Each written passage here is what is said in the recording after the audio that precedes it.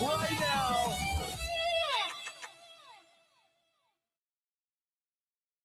What is a dream chaser? Dream chasers are relentless, and they are unstoppable, forever chasing the eternal dream. Düş peşinde koşanlar geriden başlar. Aleyhimize yığılan ihtimalleri aşarız.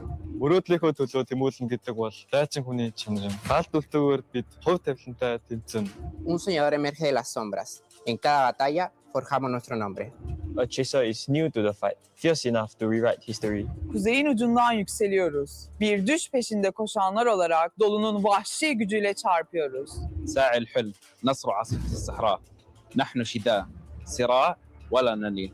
Преследователь, западный дракон восстающий, чтобы доказать, наши клыки все еще остры. 追梦者乃东方苏醒的巨龙，腾空而起，施展群雄。 Kami pernah berada di sini. Kini kami kembali bangkit untuk menggoncang dunia. យើងជាអ្នកកំណត់ហ្គេមល្បឿនប្រកួតថាជារបស់យើងដែលធ្វើឲ្យគូប្រកួតពិបាកបំពេញទឹក အိမ်မက်တွေနောက်လိုက်ဖို့အတွက်စိတ်ကနေပြန်လည်ရောက်ရှိလာကြတယ်။ကားစီးတိုင်းကိုလည်းရှုံးမခံဘူး။ဆုံးဖြတ်တောင်းတယ် Ang naghahabol ng pangarap galing sa pinakamalakas na rehiyon, habang iba'y nanonood lang, kami ay kumikilos na walang pagdududa. Kami menguasai pentas untuk menyempurnakan legasi kami, meraih kembali apa yang sepatutnya menjadi milik kami. Seorang pengejar mimpi bergerak seperti phoenix, terakhir kembali dan ditempa proses. Sebagai pengejar mimpi, kami menguasai langit. Kami akan merebut mahkota dan menumbangkan para lawan. Ang humahabol ay kumikilos na parang hari. Kami ang mga hari at pagtatanggol namin ang aming trono. 16 chasers. 16 dreams. M7, this is where dreams collide.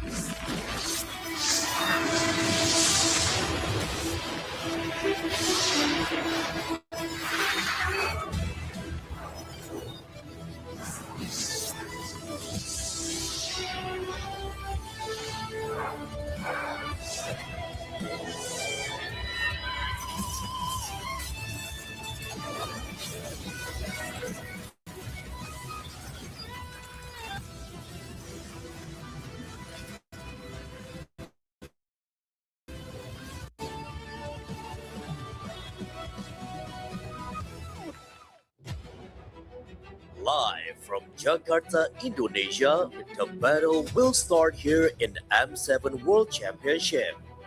Let the world see us.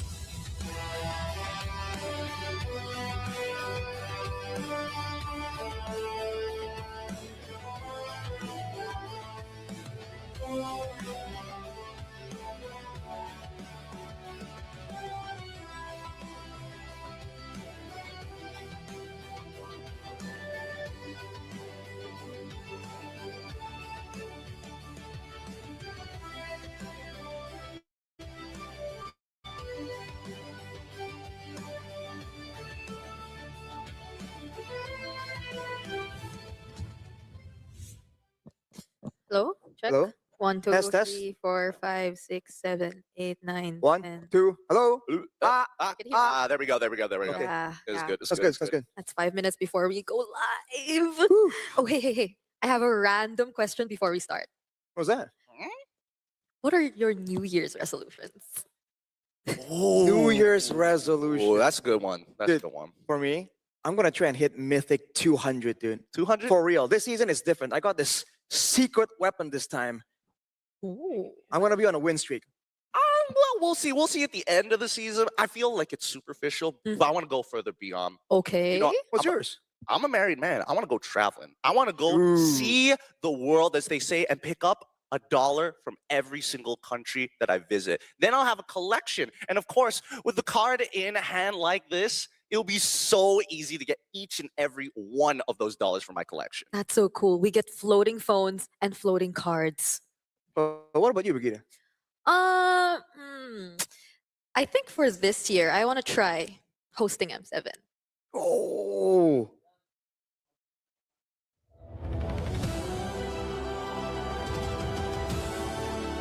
If you're looking for signs to act on your New Year's resolutions, this might be it, because mine just got resolved. I am Brigida, your host for today, and I welcome you to the M7 World Championships. After opening the Swiss stage yesterday with 8 best-of-1 matches, we'll continue today with another 8. Except that this time, the stakes are much, much higher, because teams now get a step closer to either qualification or elimination. So without further ado, let us now open the second day of the Swiss stage and let the world see us.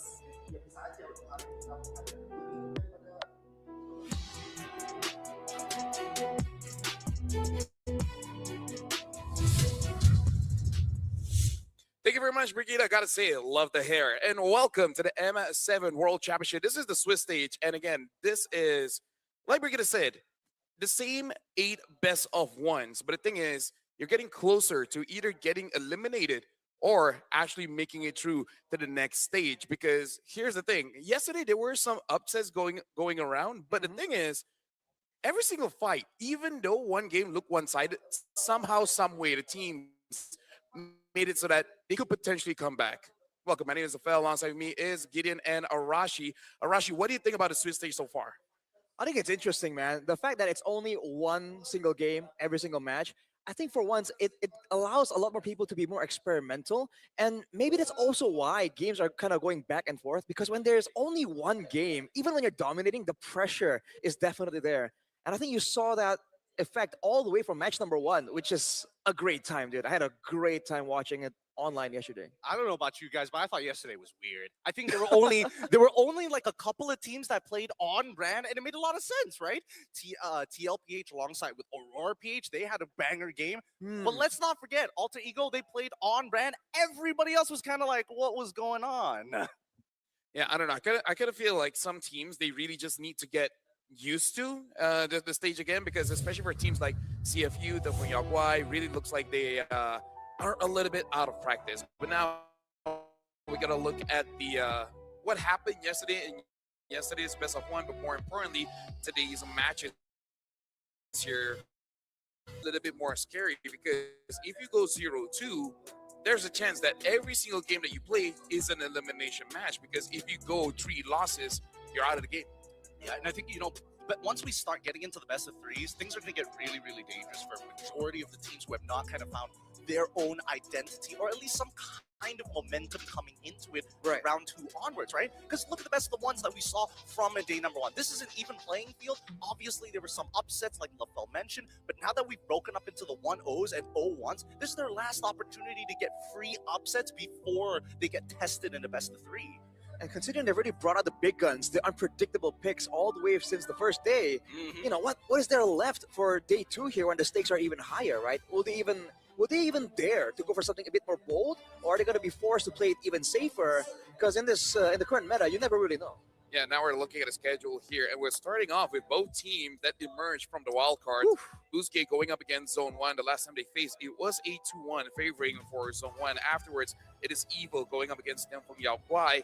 And the third match that we'll be covering is Falcons Team Liquid and a Black Sentence going up against Alter Ego.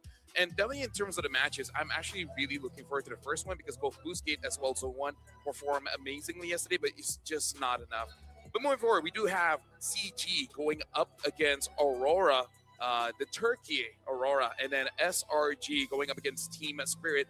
Onyx Indonesia against Yangon Galacticos, and CFU Gaming against Aurora Philippines will be the closer for today.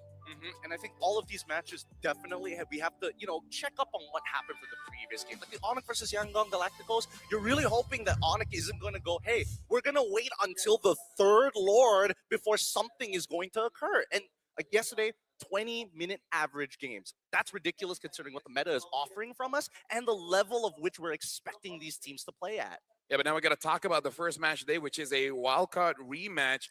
No more room for errors because I got to say between Team Zone as well as Boostgate, I would say the one that's a little bit less consistent is definitely Boostgate, where Team Zone, they've been consistent, but at the same time, they're a bit rigid. We don't really see them changing all too much. I think the big conversation here between these two teams is the fact that Boostgate's coaching staff has had a lot of praise sung about them with how they're able to adjust and adapt. And now they're up against a team that has been active since the wild card. So there's more data here to process. Although for Team Zone themselves, they were stuck in they had a reverse sweep moment, right? Where they actually came back from a deficit, showing again that even in the longer games, they actually have a great deal of adaptability. We talk about adaptability, but I'm looking all the way from wildcard, right? How much growth has there been between Team Zone in comparison to Boostgate? And I think that Boostgate has put up some pretty impressive numbers. They almost went toe-to-toe with Onyx. Obviously, the late game didn't go as well as they wanted to, but generally the fact that the way that they made themselves, position themselves to get out of the wild cards as well, on top of their history in Latam from MDL to MPL, doesn't feel like there's a ceiling for Boostgate in comparison to Team Zone. Yeah, but here's the thing. Team Zone coming in from Mongolia. We've seen the players from Mongolia. They'd like to have a taste of defeat first and then understanding how to deal with it. Where yesterday, they went up against Hellcurt Rome, which I feel like even in scrims, maybe they have encountered it, but not like that, right? Not like how Yangon Galacticos really brought it out. So I kind of feel like that should give them some idea of the potential surprises that might be coming up. I don't see Boostgate doing something as that crazy, but I feel like this does make Team Zone a little bit more scary going up against Boostgate here. But now we got to talk about the 5 picked heroes here. The number 1 is Claude. In terms of the win rate, not looking good, only winning 2 out of 6 games. But then followed by Yuzong, Cho, Yisun Shin, as well as Carrie. And the thing is, the most picked aren't really the ones that won a lot of games because it looks like for day 1, whoever has their own set of meta is actually doing much better. We see the Matilda coming back. We see the Hellcurt. So it looks like team that is expanding a little bit is actually doing much better. It's really a diverse meta, and it depends. It's almost like for teams, it's not about how good you are. It's also whether or not your go-to game plan suits the situation against your opponents. I think it's cool that all these heroes, especially the carry, is a bit surprising to me. But I think for the most part, the Claude and the carry are options that pop out because a lot of the other options have been really respected. And these are just heroes that have a good deal of flexibility when it comes down to how you want to operate in a team fight. And there's a lot of those in the current meta, man. Yeah, there are a lot. And I think that right now, gold marksmans, especially Trinity build gold marksmans, are uniquely suited in this meta, despite the new patch giving us an item that kind of reduces the overall cap of attack speed, which is great. It's a great sentiment for those who need the attack speed, but the only problem is that it feels like it only hurts Moskov. That's why carry alongside with the Claude, extra mobility, carry, so what? I got a passive which is twice as strong. Yeah, I feel like the biggest problem that we saw yesterday is just that they died too fast. Right? Yes. So we got to see that how they're gonna fare with that. Will the meta stabilize once we reach the best of 3 matches? Yeah, I feel like based on what I see in day 1, I feel like at day 4, that's where we will start to stabilize just a little bit, because I feel like even in the best of 3s, some teams aren't entirely sure what to do just yet. I think that the meta is going to get figured out a little bit later. I think that day 4 is when people are going to get on the right track as to They'll start. yeah, to kind of start things. So right now, everyone's kind of testing to see where it is on the scale. Right, right. But I think the polishing would happen after day 4. I think during the playoffs is where we're going to see the most concise, concentrated meta. I think for the most part, I do agree. I think even if they don't really solve and figure out what's the go-to meta, people are going to start converging on what works the best, right? Or what has the least weaknesses. So we're going to see things get a bit more streamlined by that point. Yeah, and right now we got to look at the players here from Boostgate Esports. We got XE, Kazooie, Identity, Walker, as well as RX. And again, they had good games. Like we said, almost took down Onyx Indonesia, but especially XE, he has to be careful of his positioning. And now we're looking at Team Zone, Bankai, Zexora, Kenny, Bright, as well as KK, almost winning the team when he did have the full build on the Claude. But again, at that point, it's just a little too late. I mean, we have to compare both Exian as well as Bankai because both bring 2 very interesting ways to be an initiator. Most people think that initiators are about finding the big sets. Unfortunately, for Bankai, it's being able to balance out on how much aggression I can take before moving away. And of course, it gets really stressful when Exi's like, he makes the super play, he's not in the right position. Yeah. Because again, in the late game, like I would say 60 minutes, you really got to start being careful, because if you're the main initiator and you're not there, it's not going to be a fun time for your team. Bankai is much better at that, yeah. Yeah, because again, as the XP laner, you serve multiple roles at the current meta. Initiating is one thing, but even contesting ground, right? Having the crowd control tool to make sure that they can't just simply jump on your members, that's a big deal that I think some teams occasionally neglect, right? They walk up, they're thinking, okay, we have a front line, but do you have the threat to actually force the disengage, though? That's the thing that I think a lot of people have to kind of be careful about, especially later on in the games with the long death timers. Yep. Right now, we got a quote coming in from Skylar. He said, on the growth of the Turkish MLBB, he said, personally, I think the Turkish region has become one of the stronger regions, mainly due to their strong mentality and discipline, especially in how they handle longer games. Especially for Boostgate, man, they're always looking very cheerful. They don't really look all that down, so it does seem that they're here to have fun, but in a good way, not in a way that they're not taking it seriously, you know? I totally agree. And I think the best part about Boostgate coming into a tournament like this is that it's going to bring up the region as a whole. Because the biggest problem I've seen looking at Turkey is that the top has already been solidified. Nobody has been able to kind of break that glass ceiling yet competitively. Exactly. You want things to kind of even out a bit more. Having more competition can elevate the scene even more as well. But talent predictions right here. Gideon. I'm sitting with Latam on this one, boys. I am sitting on Turkey on this one. Alongside Latam, of course, I'm going to be shouting out them later. I've got notes specifically for that. That's why I prepared it yesterday. But I think that BGT, right now, they have a higher ceiling in the Team Zone. The question is, can they heat up to that moment? They've only got one chance to do so. Yeah, we saw Team Zone yesterday who had difficulties handling the early pressure, and especially with Coach Tezet being there for Boostgate, it does seem that they might want to go for something strong early, but I do have to be careful on Walker's pick, because yesterday on that Khalid, it really didn't help the team all that much. Now we're going to get the map reveal. Arashi, I want to ask you, because again, Tezet does come initially from your region, right? Throughout his history in building teams, what's the difference between when he was in Indonesia compared to now with Boostgate? Well, honestly, I'm not like all that close with him by all means, but I really feel like there's a bit of maturity here, because as far as I remember, for Tezet, he's a bit more YOLO, you know, a bit more improv, right? But improv? Okay. Well, again, he was in Aura. Right? Oh, that's true. But now it does seem that he has this maturity, he has this experience, and he's able to shape this team to be a lot more disciplined. And that's why Boostgate, they have a lot of people giving them props for that late game discipline and not falling for traps and all that. Yeah, it looks like the draft is happening fast here. Boostgate is going to be the first pick. Team Zone on the second. And I like the Kalia ban, considering that kind of did destroy them a little bit going up against Onyx Indonesia. They banned out the Kalia, Grok, as well as the Eve. And then for Team Zone, banning out the Selena, Hayabusa, as well as the Jushin. It looks like for Boostgate, Identity only used the Selena once, but it's enough to really make sure that he doesn't get that pick again. Definitely a strong pick in the current meta if they want to play aggressive and try and go for the quick end. Man, right now though, it seems like for Coach Teza, the initiators and the roams is something that he is respecting, but he has to be careful about the counter engage as well, especially because they already have a Yuzong that's going to be forcing them to move forward in these fights. Yeah, but considering everything that BGT, what makes them good is when they have momentum on their side. Having a lot of heroes to allow them to snowball is a really good idea, and that's when the Team Zone is the complete opposite, where they're more reactive, but they also react extremely well on the execution when the conditions are right. With the Gato to kind of break up that fight, potentially, we'll see what the losses and wins are going to be out throughout the game. Yeah, so for now, we got to look at the first 3 picks coming in from both teams. It looks like for Boostgate, they understand the playmakers of the team. Make sure that Xe as well as Walker gets their heroes early, because if Walker gets hunkered down, it's going to be quite difficult for the team. And of course, in terms of the assassins, there's not much available now, so picking up the Lancelot is pretty solid, because I feel like how Identity as well as RX plays, especially RX, he has a very wide hero pool. He can still use the fighters he used an X-Board before to perfection, and the Obsidian as well. They had a 100% win rate in their last fight against VP. That's a scary thing. I don't know where Obsidian really stands in the meta. I feel like it's RX special.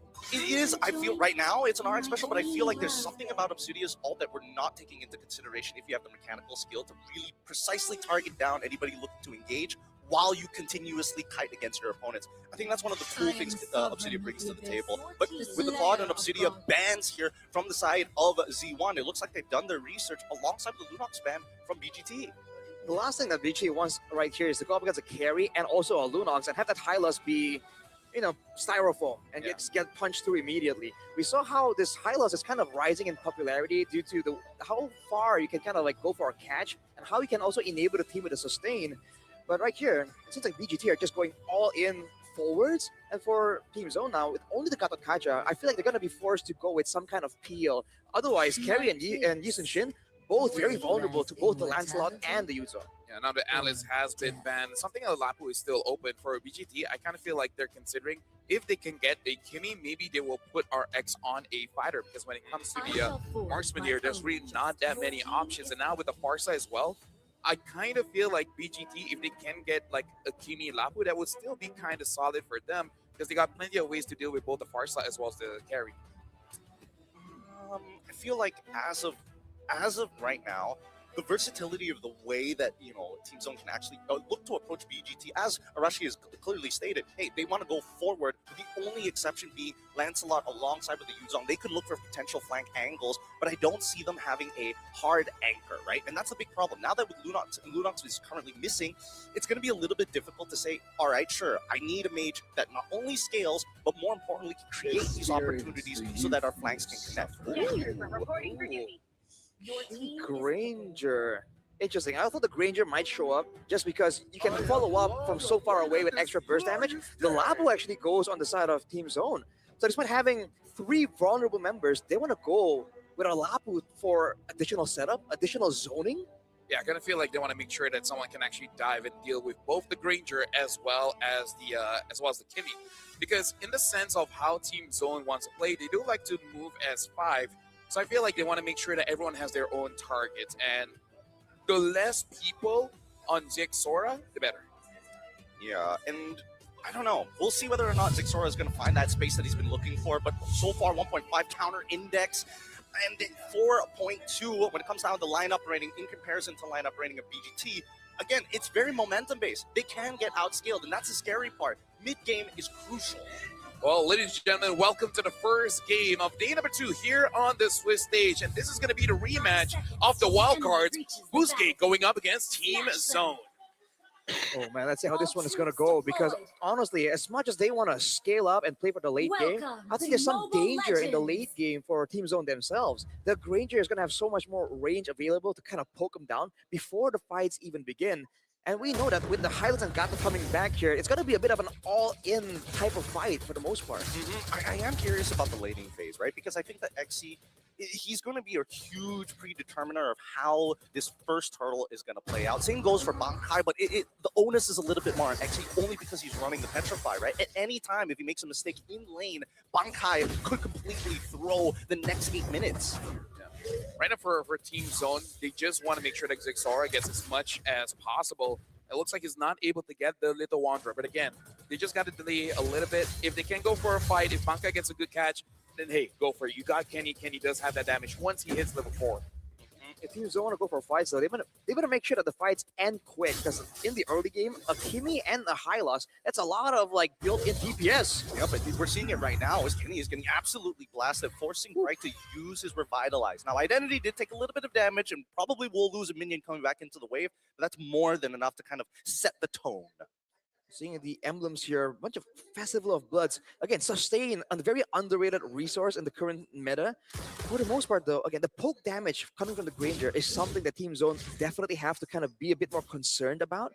For now, though, with the revitalized advantage that Boostgate has, I believe they're going to be planning on setting up for a big play. Here's the big play. The Phantom Execution finds first blood. Kazue, great gank on the mid lane. Tried to get a freeze down there, but unfortunately, Bright was not able to break it in time. RX able to get the bullcrap on his own, and that's the very first stone being thrown into the river. Yeah, honestly, good engage coming in from Boostgate, both Walker as well as Identity. Make sure that Kenny could not get away, but now Walker gets attacked. Might be in some trouble here, Rector. Hey, he's still outstaying all the damage, allowing XE to start chasing Zixora, petrifies him, locks him up, and that's going to be another kill going over to Boostgate. The turtle is down as Bankai is looking for a return trade with the bravest fighter as Bankai jumps forward, luckily able to take out Whacker before he goes down. XE still in trouble, but Kanye got to be careful. K finds one with the help of Flank, and there we have it. They even up the score 4-2-3.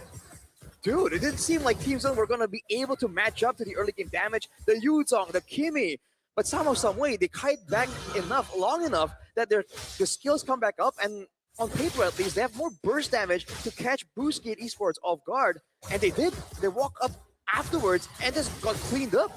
They got cleaned up hella hard, and now the invasion's coming in from Zixora just trying to get himself ahead. They know that Kazue is ahead, and they need to make sure that Zixora scales at roughly the same amount of time. Glorious Pathway already down, and Connie thinking the most dangerous path has to flicker at the very end, but they got the Phantom Execution. Retributions from both jungles are down. Yeah, I like the way the Team Zone is using their flickers here, where Kenny essentially is just trying to stay safe, and K try to get involved in the fights as much as possible, because even just now at level 4, dealing quite a lot of damage onto Kazue. So I feel like for the next turtle fight, they do have to be careful. RX needs to be able to tell Boostgate whether K is in the lane or actually rotating, because for Zixora, he needs time, he needs space. Bankai can give that right now. And at this point, looking at the damage that K is able to do when no one really has any kind of items, especially the Chastised Pauldron, he's still kind of a threat. Not enough to kill, but definitely enough to make you worry a bit. Check out this gamble here. No boots from either side. Even XE figured it out, but now Bright in trouble with the Feather Airstrike support him, unable to get out. And now with the AOG gone and the dead body, Identity might just be next to the chopping block, but with War Axe already found, Bankai gets one. XE, he's looking for a little bit more. Gets hit with the turtle boat, and now Whacker is the next to fall with Kenny and Zixora at the back. They are just cutting them down. Boostgate Esports is overextending so much there. They had the value, they had Team Zone on the back foot, but then they overchase into the big AoE tools. Again, Team Zone are very skill reliant, but Boostgate Esports are chasing so far, it's allowing them to reset on the skills and then set up for a big AoE combo play. Yeah, and again, like Team Zone, they're a team that learned from their mistakes. The first interaction XE had with Zixora, he was able to use the Furious Dive alongside the Petrify and lock him out. With Walker trying to buy as much time as possible, giving space for XE to do that again, Zixora saw that coming. So I kind of feel like, yes, what you did was good, but you gotta mix your plays a little bit. You cannot be that predictable against Zixora. I think for now, Furious Dive already down, and the Feathered Airstrike coming through. Whacker going to die again. No Revitalize. He still had 7 seconds left on that clock. And K almost breaking the mid-tier 1. Again, this is working out well for Team Zone, right? They're not giving Boostgate Esports saying, hey, we're just going to react. We also are going to apply pressure. It's almost like Bluesgate Esports feel that pressure, and then it's manifesting itself in them really chasing to try and force Team Zone to fully commit when their skills are down. But with the mobility that's built in, I mean, even K to a degree has some mobility on that carry. So Bluesgate Esports are just getting kited a bit too much. They have to rely a bit more on the crowd control. Unless Wactor or Exi gets a decisive catch or engage, I don't really think they have what it takes to kind of move forward slowly but surely. Yeah, honestly, Bluesgate, they can't be one-trick ponies going up against Team Zone here. They got to figure out a different way to engage into a fight. Force out Zexora to use the Traceless first and then get onto him. They waited for the right time. They managed to get the stun onto Kazue, forcing him to back out. However, it did come at the cost of the Dragon Boat. And now that they're looking across the map, right, the quick lane swap as well. Kazue, luckily, is maintaining his lead against Zexora, but that top side, they're not stopping. They're sacrificing turns just to get him ahead. And the thing is, right now, as long as Team Zone is able to control Exi, they're all good. Because Exi is the real threat for Team Zone. He doesn't even have to go get those kills. He just has to be, I would say, give vision as well as lock down either Zexora or K. Lockdown for 2 seconds is more than enough for Bluesgate to follow up. And now here we go, Bravest Fighter, Kazue able to secure the turtle. Feather Airstrike out and cancel. Exi petrifies him and now is on the chase. The Furious Dives go nowhere as Zexora is going to take him out. Bankai actually finds it. Now the AG cutting them off. Wactor cannot just run through that fire. Really good play coming in from Team Zone. Bluesgate Esports just don't have enough damage. Exi there, he got the full-on rotation onto Kenny, and still, even without the Feather Airstrike zoning away Identity and RX, they just seem so behind that RX and Identity themselves don't really have a lot of damage, even when they're left to their own devices. But Lafel, what do you think? Because in that fight itself, usually what we're used to seeing is when you wombo combo, you kind of do it at the same time, but the layering of the Feather Airstrike, then the AOG to cut them off. What do you think about that? Well, we're going to be looking at an instant replay here to see the play that Bluesgate attempted. But again, retaliate pretty well by Team Zone. They got the turtle, but looking at the movements here, it does look like they're not all on the same page. Exi understands his job as the EXP, trying to stop Kenny, but then the rest of the team, especially Identity, was far enough away, zoned out by Team Zone, making it so that Bluesgate engages does not look clean at all. They don't have enough damage because this Granger, after the nerfs, hold on. Feather Airstrike, you're gonna take out Exi. Glorious Pathway was already thrown out, but again, Wactor just could not close the distance to cancel it out. Not enough HP. Yeah, just to make it very simple, Bluesgate needs to play around Exi. When Exi goes in, he, in a way, understands that he will die, but you guys got to retaliate. RX with 0 stacks on that Skypiercer really made it so that Bluesgate does not have enough damage. They have to follow up somehow, some way, even if they can't really go in and get a kill or a big catch off it. Especially Kazue, I feel like he and Exi need to coordinate and figure out who's doing what. Who's actually going to try and jump towards K or Kenny? Who's zoning? Who's actually going for the kill?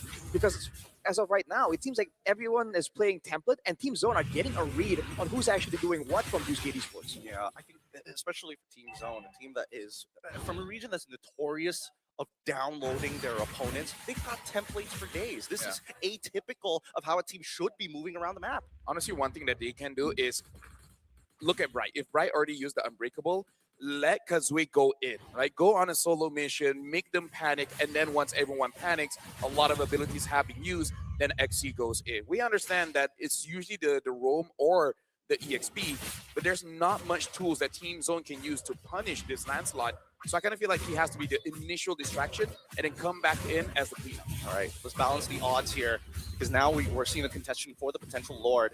Level 13 on Kazue. He used the Phantom Execution to get in, potentially out. And Team Zone, they know as well. It's not worth contesting it here. This is the worst possible fight that we could take because if we all get executed here, it's over. And now they jump Bravest Fighter next for Bankai with the help of the Feathered Airstrike. And unfortunately, it's just raw peel for the Black Dragon forming. XC goes in, Revitalize keeps them alive as Zexora takes them out as K attacks the backline. Double kill already found. The AOG cuts out Kazue for a double on Zexora. T2's now a threat. Almost a complete wipeout here for Team Zone. K on the carry again with all his teammates pressuring the members of Bluesgate. There's nothing left for the punish. He flickered forward there and had his eyes straight on Identity, immediately deleting him with the fadeaway. And just like that, Team Zone now are definitely in the lead, and they're going for the Lord. This is so frustrating, especially for RX, right? No deaths, you've been farming the whole game, you got the items, but you can't stack up the Skypiercer. honestly, this is why Team Zone is pretty scary. The more losses that they experience, the stronger that they're going to get because, again, they love the game. They make sure that every single time they hang in one room and then figure out what went wrong and make sure that they don't do that again. In terms of what Boostgate is doing wrong, honestly, is just that this is a very difficult draft for them to pilot, especially because we only been spamming the Hayabusa. The good thing that Team Zone banning out that Hayabusa because we is good on the landslot, but definitely it's like the entire team is not used to this kind of playstyle. Yeah, no, they need to kind of wait for Kazuya to get in position first. It's not as easy compared to Hayabusa, who can hop over walls. They want to make sure that Kazuya can get in and out pretty safely, so they're just going to have to wait for his call. I think, personally, for me, right now we need to see a little bit from Identity to slow him down, but we'll try to see, because so far the front to back does not look good. There's so many limited control tools available for Boostgate. The Team Zone is completely abusing it. Oh, okay, all right. Just 3 ults already being utilized. 4 ults as well, trying to clear up these waves, make sure the inhibitors are going to stay alive as Xora finally hits his item power spike in the BOD. Yeah, honestly, I agree with you. Identity needs to be able to do something, but can he? Oh, hold on. Oh! Getting a little dangerous there, but Bankai, he's already engaged. He's already got the Lance player. When the Brave is fighting, gets it. Double kill for Brian of all players as he flickers forward to catch more. The hunt is over, and Team Zone have minions. The Crystal, the last whole Identity. Can he clear those minions up? No, they don't give him a chance. And even with the AOG, just ain't enough. That's GG, well played for Team Zone. Absolutely dominant showing there. Not a single step backwards from Team Zone. They are the danger, and even when the big ultimates are popped, are used by Boostgate, they just take it straight up. Yeah, and honestly, this Parsa coming in from Kenny is also quite a big problem. The man you see on screen here, no matter how you try to engage, Kenny just make sure that they don't have enough damage because he's able to get onto that Kimi. And then, okay, so that's one less damage. Kazooie could not find any ways to go in, and then once Xe with that Yuzong, dealing with the Yisun Shin, dealing with the carry, dealing with the Barca, it's not easy for Yuzong, especially when he's, in my opinion, kind of behind. Yeah, I'm honestly pretty behind because towards the end we did see the initial switch up of first items. He started off with the boots, got into his Fury Hammer, looked at the opposite side and realized, wait a minute, the Lapu just rushed straight into War Axe, no boots whatsoever. I gotta do the same. Yeah, looking at the end here again, like you can clearly see is that even if somehow Team Abus get able to get some kind of punish, the damage is not there, and you can definitely feel the nerf on the Granger. I feel like Granger is still definitely viable. It's just that now you kind of have to play around him a little bit more instead of hoping for he himself to get basically the stacks all by himself. You gotta feed him like a little baby bird, right? Get him a couple of those stacks first, and then you push him out of the nest. He's a real marksman. It takes some time, takes some resources. Not all as independent as he used to be. Yeah. Only different is that he's not really item dependent. He's just really kill dependent, which is pretty different, right? Compared to most marksmen where they really need items. Yes and no at the same time, because Granger is in a really unique position. He's like, when you're talking about marksmen, he's a skill shot marksman essentially, right? How often do you actually use his auto attacks other than to ability based, you know? And that's just the way that it has to go. I think for at least if there is a learning aspect of it all. Yep. And now we're going over for an interview with Brigida on stage. Congratulations to Team Zone. Once again, can we please give a warm round of applause for Team Zone? Welcome, right? And Coach Summer on stage. Congratulations after that win. So I just have a few questions for you guys after that match. Okay, so this is the second time that you actually came on top of Boostgate Esports. So you went up against them already in the wildcards. Was there any difference preparing for a best of one compared to a best of three? Yeah, because we knew what they were gonna pick, and we kind of expected what they were gonna pick, so it was easier to draft. And the pre-game talk was, of course, different from best of three. So yeah, it was different, but yeah, it was very different. So you prefer best of one drafting compared to best of three? Yes. I see. All right. So for Bright, yesterday, I think we would all recall that there was a very surprising pick on the opposing team and that you suffered quite a tough loss against Yangon. So could you walk us through how the team felt and how they reacted to that Hellcurt pick that you went up against yesterday? Ер нь бол споныг тоглолтын дээр айлынхаа ерөн ки хиронуудын бандсан дээр идэм байлээ. Тэгээд өнөөдөр ер нь бол айлта тийм. Тэгээд өчигдөр бид нар ер нь айлынхаа ки хиронуудыг хүнлээг болохоор ер нь божигдсан гэж бодож байна. Тэгээд өнөөдрийн хувьд бол айлынхаа ер нь сайн чаддаг баатруудыг өгөөгүй тоглолт нь ер нь бидэнд боныг дээр зөв гэж бодож байна. Yeah, the best of one, it's a kind of a draft thing, right? They could pick anything, right? Mr. Gold lane, Freya jungle, as we saw. And yesterday, we didn't know what they were going to pick, and we kind of lost on the draft. But today, we knew what they were going to pick. They picked Selena and Hayabusa. We banned their key heroes. But yesterday, we couldn't do that because we had no information about them.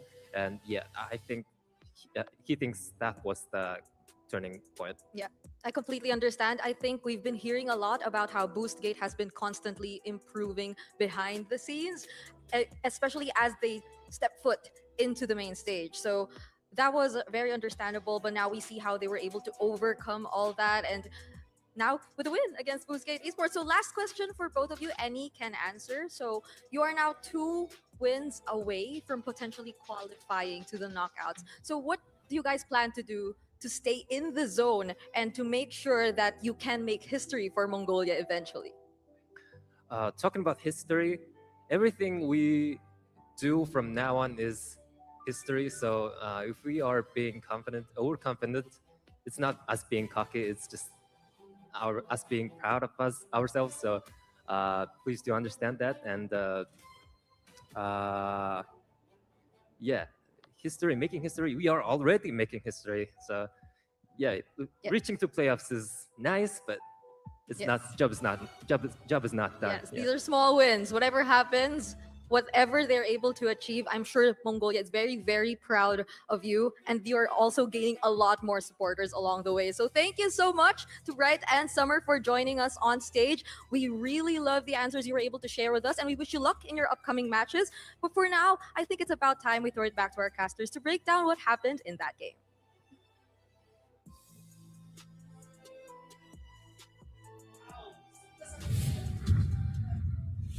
Thank you very much, Brigida. And this basically solidifies that, yeah, Team Zone, they're kind of like a late game team where the longer they're in the tournament, the more picks that they understand is going to get picked up. They're going to be looking pretty strong because, again, the last time they went up against Boostgate, it was more 50-50. But we heard from Coach Summers, like, we know what they're going to pick. They like the Haya. They like the Selena. Once we ban both those out, they're really running out of options. And we can definitely see how bad it is for them. And worse still is that not only Boostgate is 0-2 right now, their upcoming opponents kind of know what to ban now. Man, I mean, on the flip side, though, they did say that yesterday, when there's no information, they really get caught off guard. So actually, they're going to be even more scary as contenders as the series progresses. Well, talking about serious contenders here, let's give it up for our MVP of this game. Really nasty stuff coming in from Bankai with a fast early rush into that War Axe. But I think, again, him alongside with Bright did really good jobs at mispositioning their opponents to kind of funnel them into one hole. Yeah, and that's why I was shouting out the Lapu, where I thought Boostgate would just take it for themselves, put it to goal late, because their draft, I would say both teams' draft kind of suffered going up against a Lapu. So maybe just an oversight there. But either ways, yeah, Bankai had an amazing game. We're going to be looking at the highlights here. And we saw Boostgate, I would say, for the first 3 minutes, they kind of know what to do. But the moment they fail on Zexora, this is the moment. It kind of looked like they were a bit lost. Yeah. But one after this. It was an interesting moment, right? Because, again, this was a really big trade with an early rotation coming in from K at level 1. Most gold laners usually just pick up the mid wave at this point, but still, K wanted to try and trade back. And this continued to be like a continuous story throughout these games. Just forced desperation engagements compared to cool, calm, collected, and then slowly regaining the resources. I think it's great to see as well Team Zone understanding that, hey, Identity in particular and Wactor, they're kiteable. We have more range, more dynamic playmaking tools. So for the most part, it's not just about making sure that they have the right formation and get the right combos.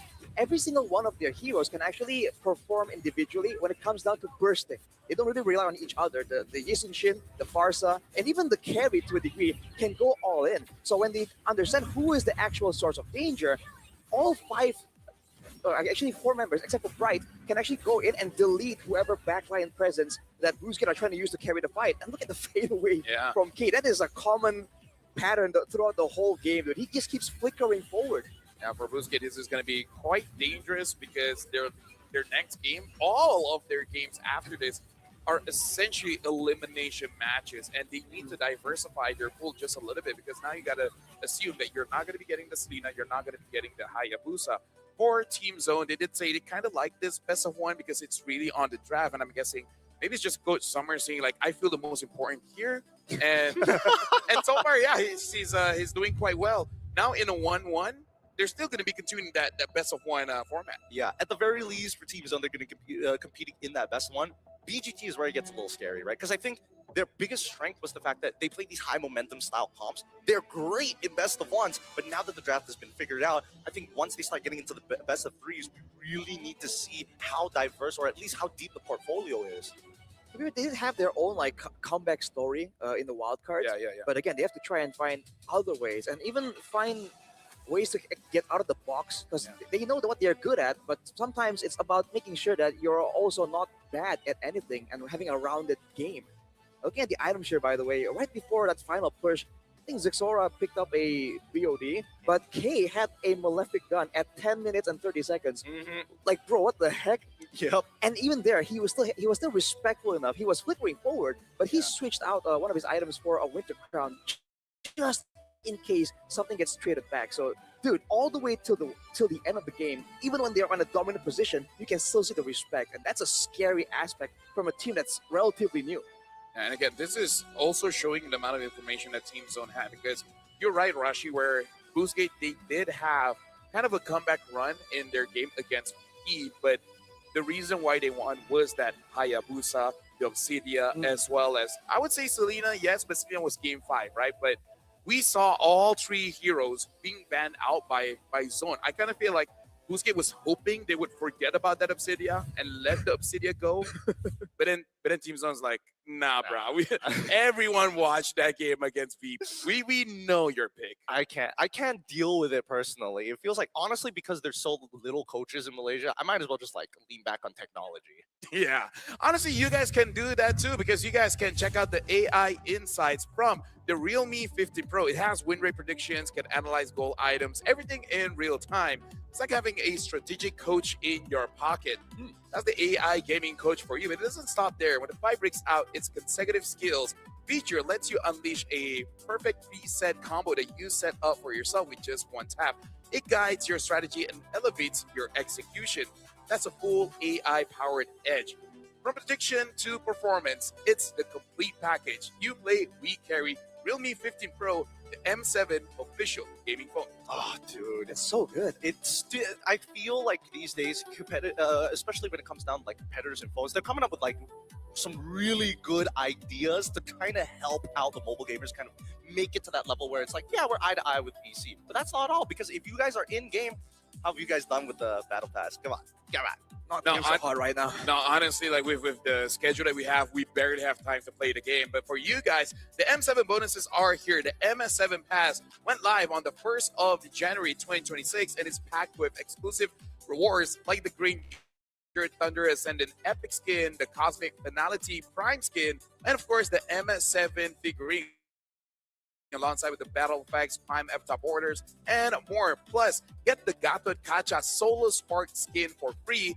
Favorite M5 Yuzong skin and Revamp M Championship skins are also making a limited time return. Don't miss out on all the 1 for awards. And it's quite the festival here, a celebration of mobile legends. And I'm super happy that they're coming out with the Yuzong colored skins. Oh baby, I didn't get it last year. This year I'm collecting them all. Dude, this is your opportunity, man. I mean, it's so sad when you know like you're involved, but you don't have all the skins, right? You have to be completionist about it. Yeah, that was BlueSkate going up against Team Zone. Congratulations to Team Zone for winning that one. Now in the 1-1 bracket, BlueSkate is in the 0-2 bracket. After this, it will be Evo going up against Young Feng Yao Guai. So we're going to go for a short break, but when we return, we have more Best of Ones for you.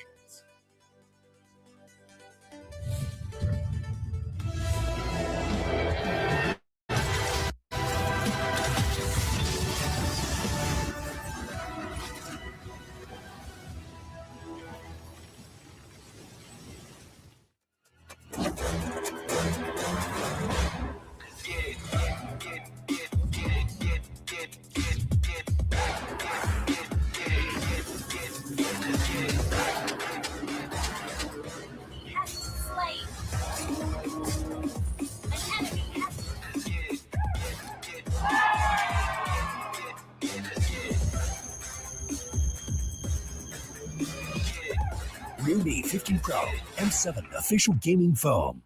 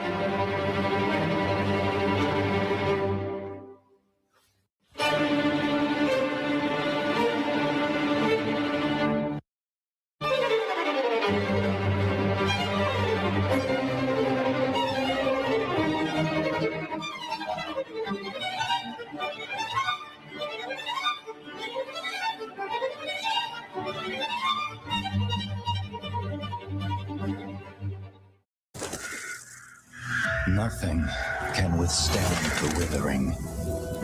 Against the endless erosion, my strength grew weaker by the day.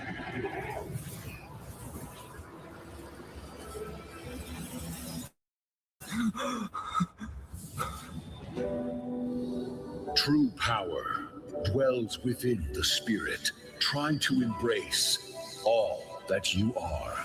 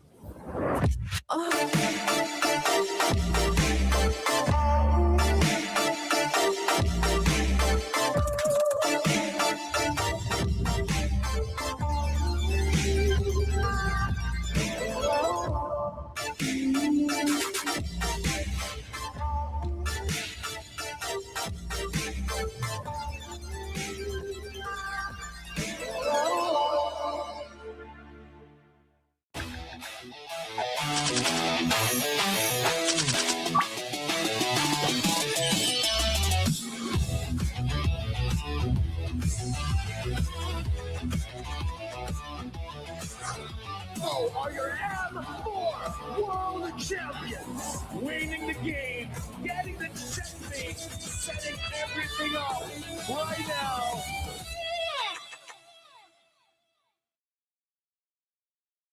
Welcome to the M7 Carnival, legend. You traveled all the way to the Land of Dawn? Don't worry, we'll guide you through all the activities and wonderful experiences we have. Here's everything you can do in the M7 Carnival for ticket prices as low as 20,000 rupiah. First stop is the Stage of Legends, filled with performances, music, cheers, the biggest M7 watch party, and a special performance from Stephanie Poetry on the final day of the carnival. Game recognizes game in the M7 Carnival, as we'll be collaborating with the NBA, and history is made here at the M7 Carnival, the first ever MCGG World Championship. The Go 1 Grand Final will be hosted here at Stadion Maja Jakarta, so come join us and feel the energy. Next stop, the Heroes Playground, to take photos with giant hero statues and meet cosplays of heroes from the Land of Dawn. Come to the Hall of Creators and Pros to meet and greet with top content creators. Teams from MPL ID and Legends are here. Line up, take photos, and even walk away with an autograph. Play games in the rewards arena to win prizes from all of our brand partners. It's at the MPL Market. Booths of your favorite teams, exclusive drops, and surprises from your favorite teams. Take a quick bite at GoPay's Land of Dine. We've partnered up with GoFood for your food and drinks. The Magic Map has shown us all 6 zones in the M7 Carnival.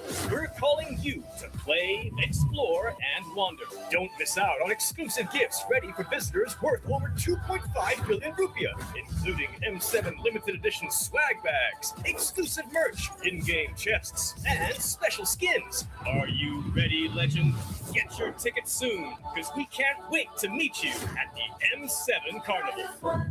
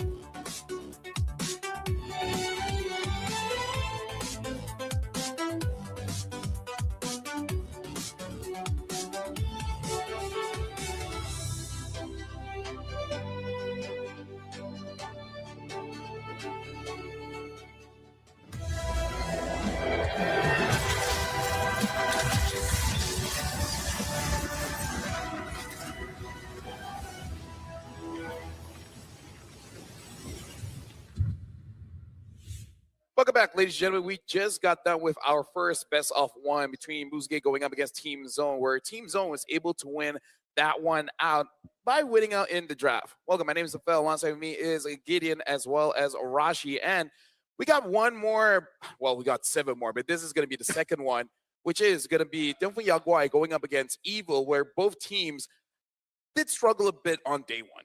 Yeah. Right. I'm not gonna lie, this one has been a very difficult decision for me to decide which team is gonna win. Of course, one is nationality-wise our neighbors, the others deep ancestors of ours, and even so, there's a big love for both of these sides. One because Evil, as part of Singapore, used to be part of Malaysia, and there's Sasa and Lung on the opposite side. So it's I'm torn. I'm torn in two. I like how you brought up like the deep history immediately.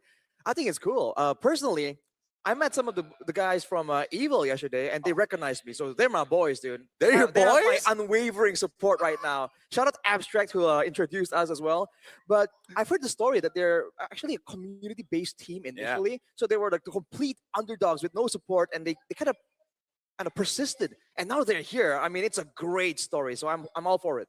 Honestly, with that being said, what do you think are the chances of them winning against Tianfeng Yaguai? Because we're looking at this bouncing back battle, Blood Brothers at War, which is Valinator. They're brothers, but I don't think they hang out that much.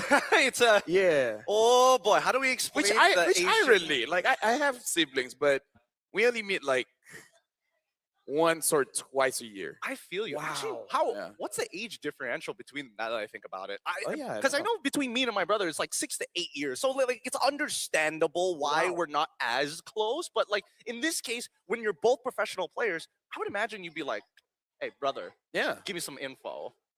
Or maybe you're like, oh, I know his tendencies and it pisses me off, so I don't want to play with him.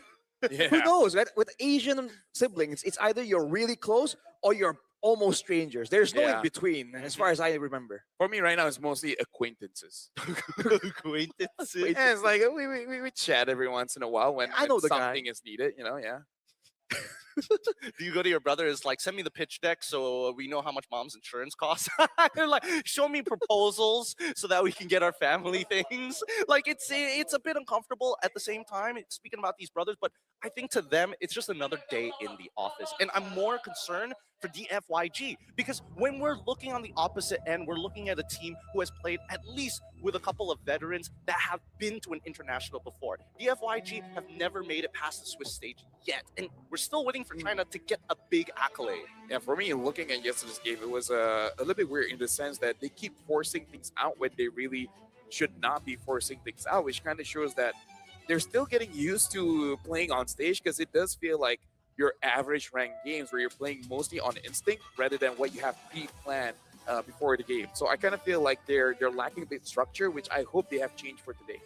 Yeah, there needs to be balance there, because if you want to go full, if you're being too textbook, it's a bad thing. But you need some kind of like foundation to really build on the early game leads, the momentums, the rotations. So I really feel like they can maybe plan it out a bit more and stick to it, right? Because we saw earlier in match number 1, when you force things too much, that's where the cracks show up, right? That's where people can take advantage of that, that momentum.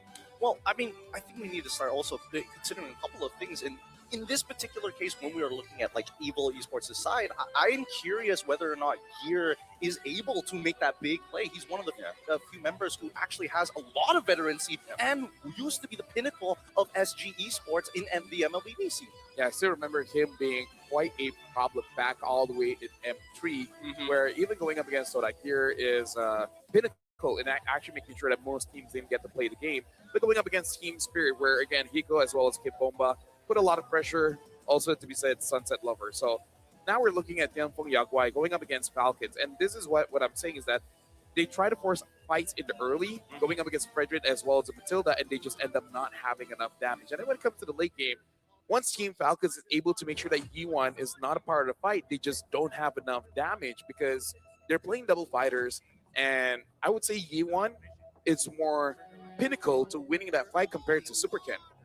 Yeah, no, I can definitely get behind that for sure. But I don't know about you, Rashi, but I've been a little critical about the way Superken has been playing it, because it feels like as of right now, the team's kind of doing its own thing, and then Superken, very similarly to where we saw his last couple of years, last couple of months, seasons in Indonesia, was kind of the same principle of like, I will do my own thing, and if I get to a certain point, I will carry the game. So this is where it gets a bit, difficult because Mirko is a big fan of Super Ken, and he is a fan of how Super Ken back then had ego, man. He was the carry. He wants everything. The team has to adjust to him. But at the same time, at the pro level, you need to find again that balance. Because if you're too out on your own, you are susceptible just falling into the traps of your opponents. And I think we've seen some of that. There's a little bit of it. Yeah, I can definitely see why, because even in the China Masters, Super Ken, especially on heroes like a Lancelot, something that can make all by himself, he does pretty well. And that's the big difference between Yushin as well as Lancelot. I kind of feel like if he wants to play that way, if he wants to be a bit more selfish, I think something like a Lancelot might be a bit better, because when it comes to Yushin, can solo carry, but it would be very nice to have friends around, because the nature of a marksman, you kind of need a little bit of cover. At least buy him a good 3 to 4 seconds, or force out any big abilities that can punish the Yushin, and then it's free. For a Lancelot, he can just outplay all by himself. Same as a Hayabusa. So it really depends. Do you want to play around your team? Use Yushin. If you want to go solo, use a different assassin. Which becomes a big task for when they're drafting, right? Do you want to give Super Ken that kind of hero, knowing that he's gonna be doing his own thing, or do you want to try and go up against something a bit more structured? Well, I guess there is the big problem of like the way that Yi1 plays, and I don't think it's a bad thing on certain types of heroes. But you notice that his Pharsa isn't like how most Southeast Asians play Pharsa. He really will max out that distance or be point blank to you. There's never that sweet spot where you're just enough. You have to make your opponent flicker before they get to you. Yeah, but right now we got to talk about pick or pass here. Which brother makes the bigger impact for their team? And here's the thing. I think this is actually quite a good topic, because it's not really brother. It's more about the roles. Which one is more important in, like right now? Is it the jungler or is it the EXP? And I can see arguments for both. Yeah, no, 100%. I have a personal bias. I don't know about you, Arashi, but I have one as well. Oh, you do? I'm leaning more into Vel on this side. Really? He's the EXP main. So. EXP, I'm an EXP main. That's number one. Number two, Vel came over to Malaysia, and he actually, with the help of Ivan, did a bit of a revamp of the Homeboys roster before leaving for China. I think that Vel provides so much more, not only in the game, but outside of the game. I think my bias is for Ether, actually, and I think he's improved a lot. He had a rough journey from back when he was on my favorite team, RRQ. That's where the bias comes in. But I think he's improved a lot. I think there's just a lot more factors now at play, and if the coach wants to really like maximize his usage, I feel like there's a lot of more factors to really think about now. Yeah, and it's a very interesting topic, because for most of the time, the jungler is one of the most important roles in the game. But if you want to be a good jungler, you need a good EXP laner. It kind of can't be one without the other. But now we got to talk about Evil here. We got Gear, Aether, Sayla, powerful, as well as Ven. I would say Sayla yesterday actually did a pretty good job. It's just that, again, going up against Sunset Lover on that Pharsa does make it quite difficult for him to really maneuver around as that Valentina. Personally, for me, especially when I'm looking over SG every once in a while, I have been a little critical of Powerful, but he's grown as a player significantly, and I think a lot of it does come down to Sayla's leadership alongside being able to kind of control how the game likes to progress. We saw him last year do a very similar style with the team, but then when we look at Tianfeng Yaoguai, this is where I get concerned, right? Because what kind of a draft screams this is a guaranteed win for the team? We haven't even seen Lung in a position where he feels like he's hyper carrying. Yeah, it does look like, at least when it comes to the draft, they want to make sure that Super Ken can do a lot. But it's clever that going up against Tianfeng Yaoguai, you don't attack Super Ken, you attack the supports, and then just make him unable to move around without a team. Right, because without proper setup from the EXP or the roam position, even in the neutral objectives where apparently the image is like, oh, Super Ken, just let him do his thing, get him the retry steals, but without the right setup, right? It's not really as simple as that. And I think that's an angle that can be very easily attacked by Evil in this match. Yeah, you can't nail a wood without a hammer, right? But now, a brother's love. When asked about facing his own brother, Bell said, I'll send you home early. He also added, I still want to compete to prove that I deserve to play in Indonesia, which is also another interesting thing, that both look for success abroad. I swear. Yeah, it's crazy because imagine being in their shoes, right? You're getting rejected by majority of teams here within one of the best regions in MLBB esports. Then you go over to China, which I'm going to say he's probably not getting underpaid. He's getting paid more than majority of people. I would assume if he's going that far out of the way, but he still has that level of patriotism. I deserve to be back in Indonesia. He wants to. It's just where he's like comfortable with, and he knows these other players. He's actually friends with them, right? The Indonesian players are all generally aware of each other. I bet he wants to just get back to his element and prove that he is better than some of the guys he knows. Speaking of element, LaFell, I'm curious. Why DFYG? That's a good question. I don't know. Really? It's a feeling. It's a gut feeling. It's a feeling. It's a gut feeling. Yeah. That makes me nervous because usually his gut feelings. No, could the be thing is, correct. Or the caster curse hits again. No, One I or mean, the like, other. I did that yesterday, and I actually got most of them right. I only got one wrong. It was like what? 3 out of 4. Yeah. 3 out of 4 predictions correct. Yeah, I only got one wrong, and I already got zone correct. He's 75% on the win rate. Don't worry, even I'm uncomfortable. He knows. He's aware of his powers. Because at this It's point, too strong. when people ask me about what is my prediction, I don't know. I don't think. First all thing instinct. comes to mind. Yeah. Ask me who's my favorite child later on. I'm like, okay, Your favorite child? I don't have one yet. Yet. Actually, maybe that's the way to go. Just have one, so people can't ask me that. Or you make hard you have predictions. Gacha in? Or you make hard predictions early. I don't have a kid, but it's definitely the second one that I like more. Ruining people's days. But let's get into the draft. DFYG on the blue side, facing off against Evil on the red side. And almost straight away, we're seeing a little bit of a difference in the draft, right? The Fanny bans, Jushin, great to see Banda. But Baxia, Yves expected Baxia? Interesting. Yeah, that is very interesting here. They might know that Evil might bring a Baxia, Baxia jungle and have something damagey in the roam, which we saw yesterday. The only Baxia game that we had was when a Hellcut roam was in play. Maybe they just have some kind of information because, again, Sasa as well as Lung has been in the scene for quite a while. I'm talking about the coaches. They're in the scene for quite a while. They probably have heard rumors about certain things that Evil might want to bring up. Let them play the Right. hero. I mean, some of those picks right now, like with Baxia, it just has to be comboed. If you bring it out alone, I don't really think it Usually gets slots in. punished. Yeah, it doesn't slot into a lot of comms the way it did back then, when it was really in almost every game the Baxia. But Kalea actually, as a first pick here for DFYG, is it possibly? This is still a great pick, first pick, because like it's both a team fight pick, but also a pick-off pick, so they have flexibility here still.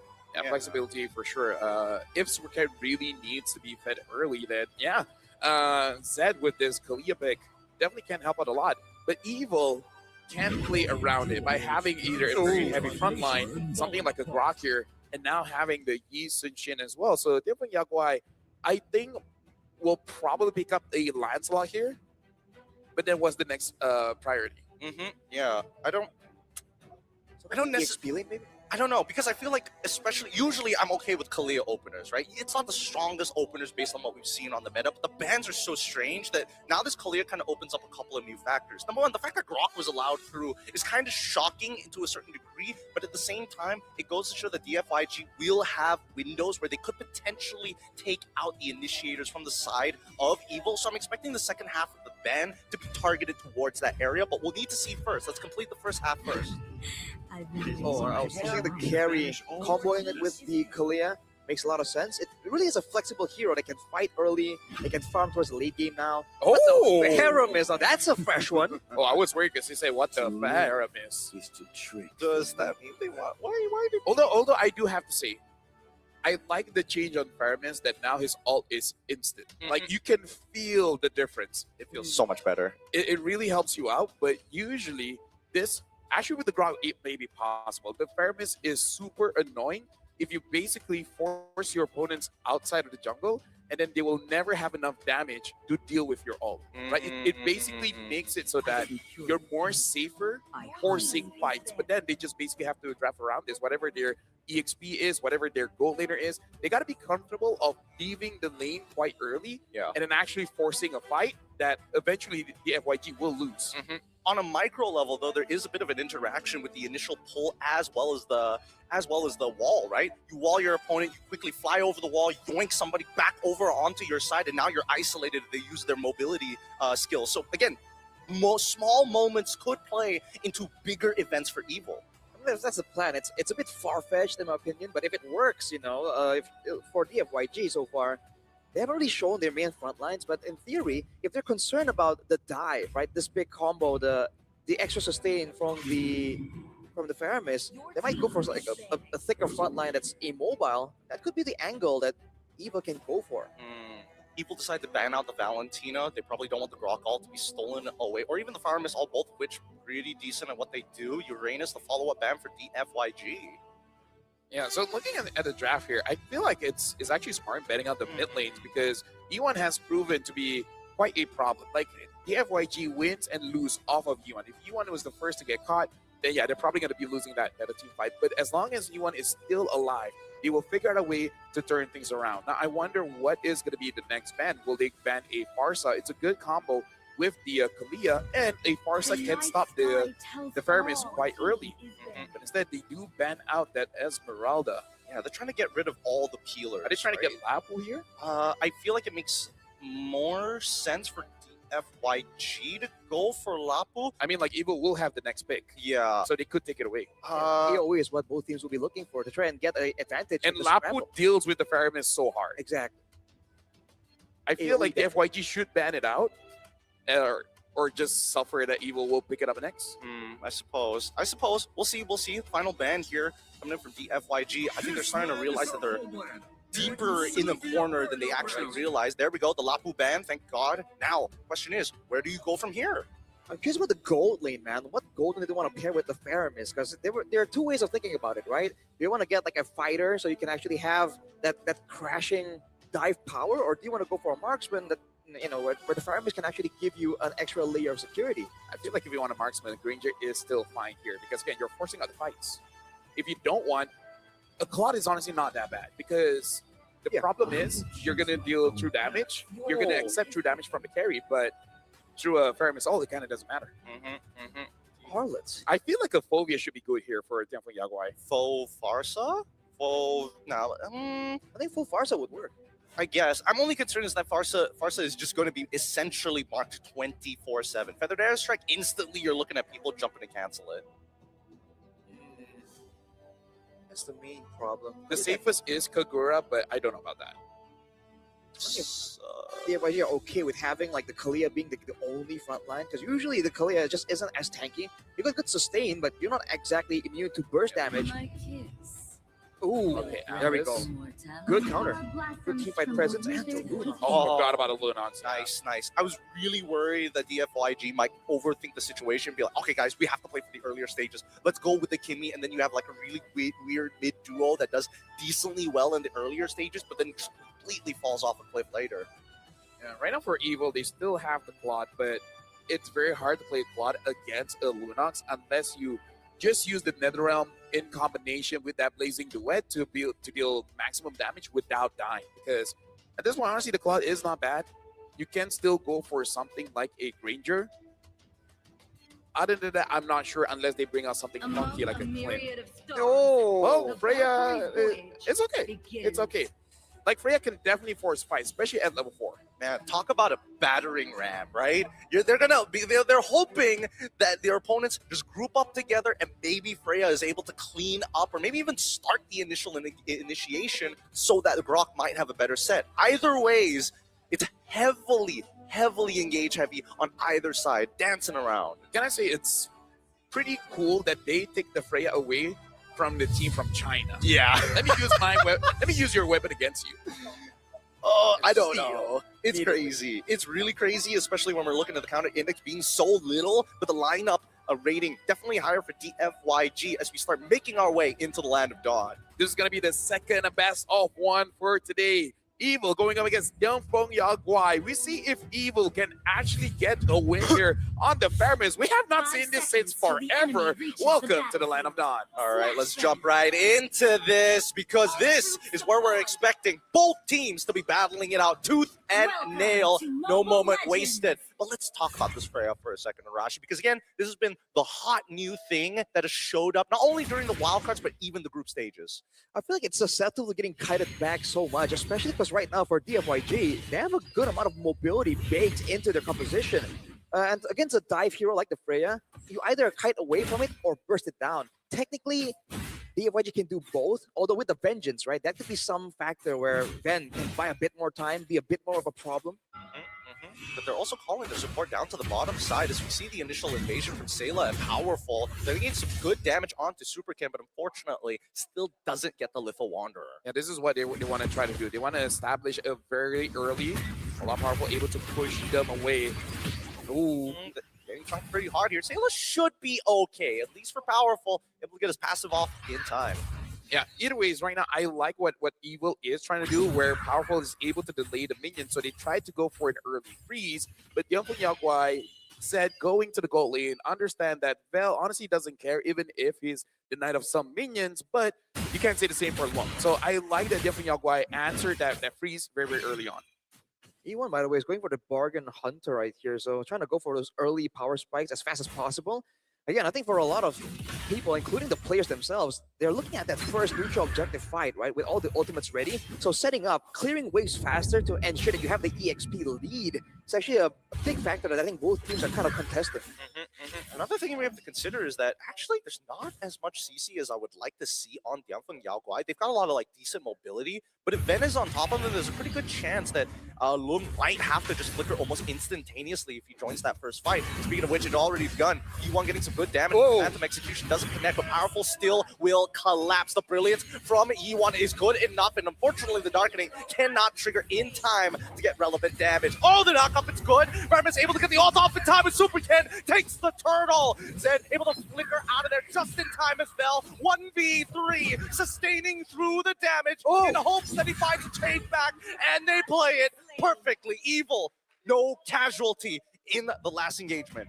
Dude, Sayla yanked him away from that kill, man. It worked out so well. DFYG were able to get the neutral objective though, so overall, still pretty even, but Evil is showing that if you want to try and take them in the early game fight, this is exactly what they want. Yeah, that's the kind of brotherly love that I like to see. Vel made it so that Aether could not get the turtle, and then Aether killed him.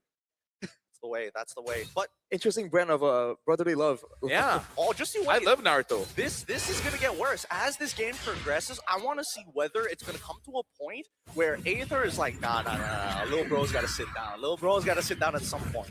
Well, I kind of feel like Lil Bro is having the same idea, because I'm pretty sure it's his job to deal with both Aether as well as Sayla, and then hoping everyone else to be able to deal with Ven, right? Because the biggest problem is going to be Aether. As long as he's out of the fight, sure, the rest deals damage, but not as much.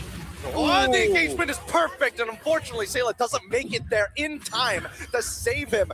Unfortunately, now, with another realm gone, it's just going to be another head falling over to DFYG.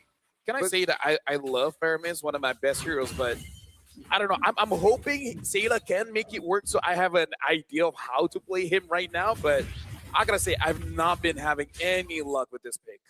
I mean, especially in this game, Rafael, they're just very all-in. If you look at Evil's composition, they can go for a fight, and then they're stuck in there. They can't really get out of it, right? And DFYG are the ones with the mobility advantage. I'm curious about who is actually going to go for the healing reduction first, because DFYG have a lot of healing baked in. Yeah, but unfortunately, Lung has none of that. This has already been lost. 50% of his HP, able to at least stay alive, didn't give too much gold over as the next turtle. It's already here. Yeah, right now looks like definitely Yagwai is going to be the one pulling on their side. Aether only have a few more seconds now on that turtle boat. Vel is just waiting for him to show the space to go in. Hey, Gear is just beating him up, and now the engagement from Sayla is good! They find Zed, take out the trigger finger as the NetherRealm already pops to save lives here. Paramedics on the scene. Superkin bails out Lung. He's thinking about this, but how does he help out Vel? Does control the spiral. It's not good enough because that has put him in an all-compromised position as Gear has set it all up, getting another flicker. 3 battle spells. from the side of Yangfeng Yaoguai, and Gear just continues to provide. Oh! Saved! Saved at the last second! Pulled in by the Tsunami Slam! Oh my god! That was the sickest role play I've seen in a while. How did he predict that? He knew he was going to flicker, right? He preemptively threw himself. Just tapping away, man. Vel now, 1v3 under turret. Now, Bell should. Oh, wait, hold on. He didn't take his flowing blood, and now stuck in the middle of 3 as he is getting pounded on. Gone are the days of Alice. Freya here to play. I mean, Bell hold out against Street, so that's still very, very good here. Definitely Yaoguai as well as Evil. Looks like they are trading places in terms of dominant control. Another Tsunami Slam, but Gear is going to try and buy as much time as possible. 0 reinforcements on his side of the map. Yangfeng Yaoguai walk away, taking the lead this time against Evil. If you want to be careful sacrificing Gear that often, because in the early fights, you saw that he was one of the main damage dealers carrying the fights. The fact that he dared to go for that kill on Super Can, well timing that vengeance was really close, but you have to watch out for the Kalia, man. This is why TFYG, the Kalia can be an engage tool, but as a peel tool, it's just so good as well, because you're stuck in that animation of the Tsunami Slam for so long. Yeah, but I feel like that last play in mid, saving Super Ken, I'm pretty sure that will be a TikTok highlight. It's just about picking which song. That's 90% of the job besides the edit. Yeah, but Sayla as well, now having the Lightning Truncheon, I'm actually quite curious how much damage Faramis can do with the Lightning Truncheon, because again, Faramis is the kind of mage that wants your opponent to clump up to do maximum damage. Oh, plays being made. Gear already getting the darkening out of Yi1. Does he have armor? Yes, he does. Brilliant's out, and he's now on the run. Bell has to chase him. He knows that his flicker is gone, but he has the vengeance. He can pop it at any time. He finds it into Yi1. Wants to get Lung as well as Evil. Continue. No, this is a guaranteed dive, right? No. Saylas calls it off. It's not safe. The turtle is about to spawn. Yeah, probably the factory stance is running out. Ooh, Ether, want to be careful here. Should be okay. Then again, it's a 50-50. War Axe purchased by Ben. Huge power spike, and Yangfeng Yaoguai completely give this up. A no contest for Evil. This is the point of the game where Evil can actually definitely win a lot of fights decisively. And you can see DFYG respected quite a little bit, but look at the chase!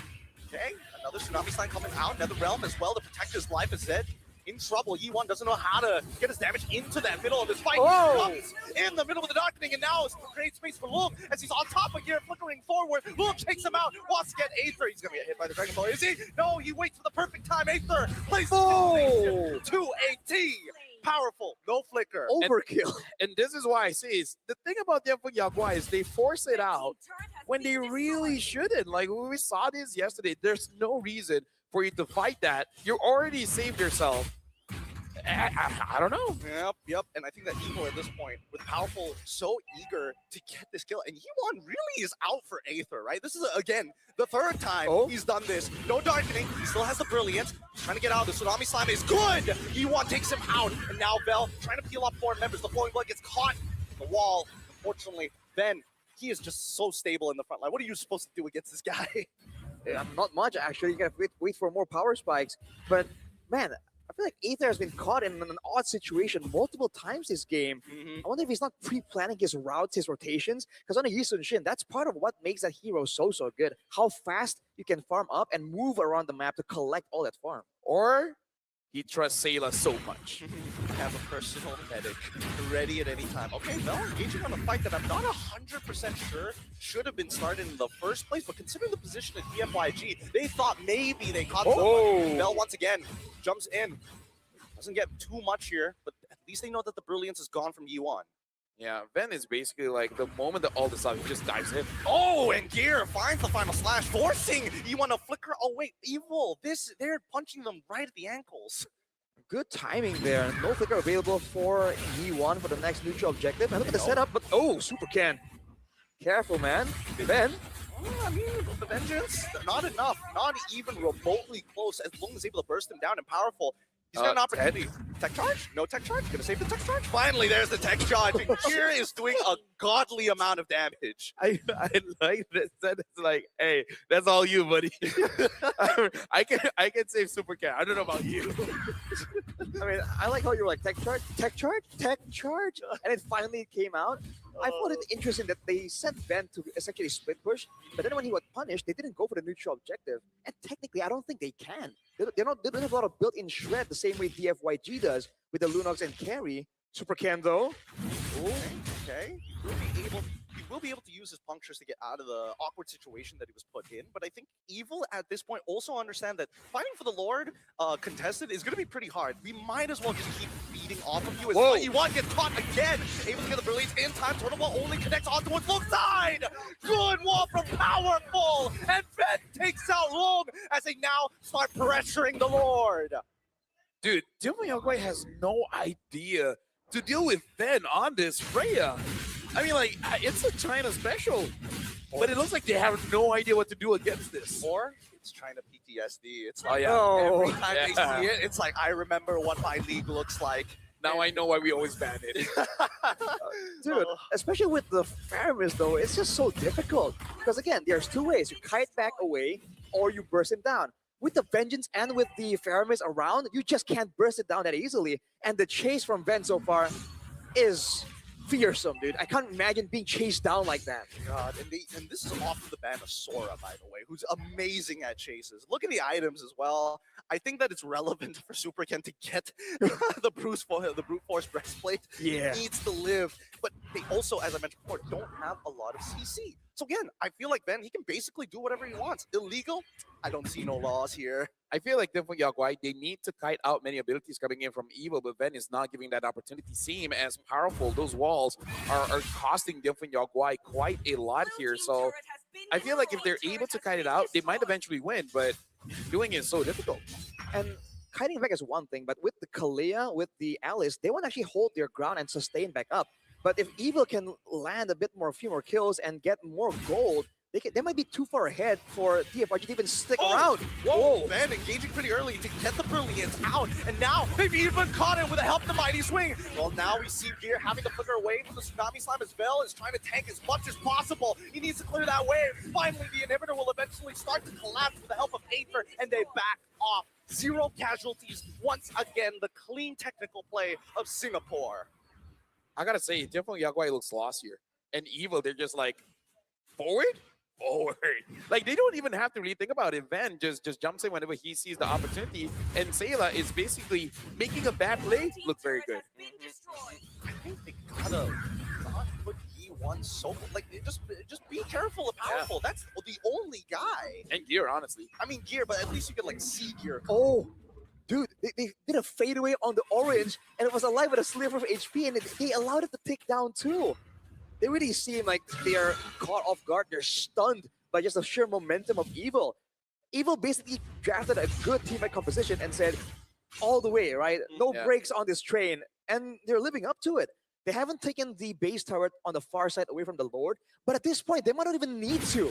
Well, we'll see, because again, the timer, when both teams reach that end game and they start to even out, it's getting shorter and shorter. We've already played 13 minutes in this game, about to hit that 14th, and Evil has only developed a 4.2k. Usually, if you want that dominating victory, you need that 10k differential, but now that we're breaking into the 42k mark, Demon Yaguai just needs to make one more base defense.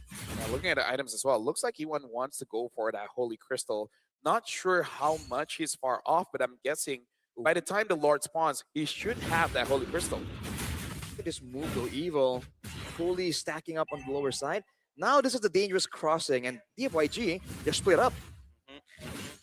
They made sure that they set up a slow push down on that bot side, top side.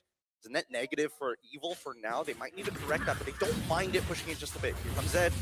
Might have an opportunity to conceal in hand. Nope, doesn't find the right targets. Knows that Powerful is just too close as they activate lane. E1 able to get out of there with a flicker and as well as a brilliance, but now he gets chased down by the Valkyrie Queen herself. Fen puts him down into the dirt, and this now becomes no contest.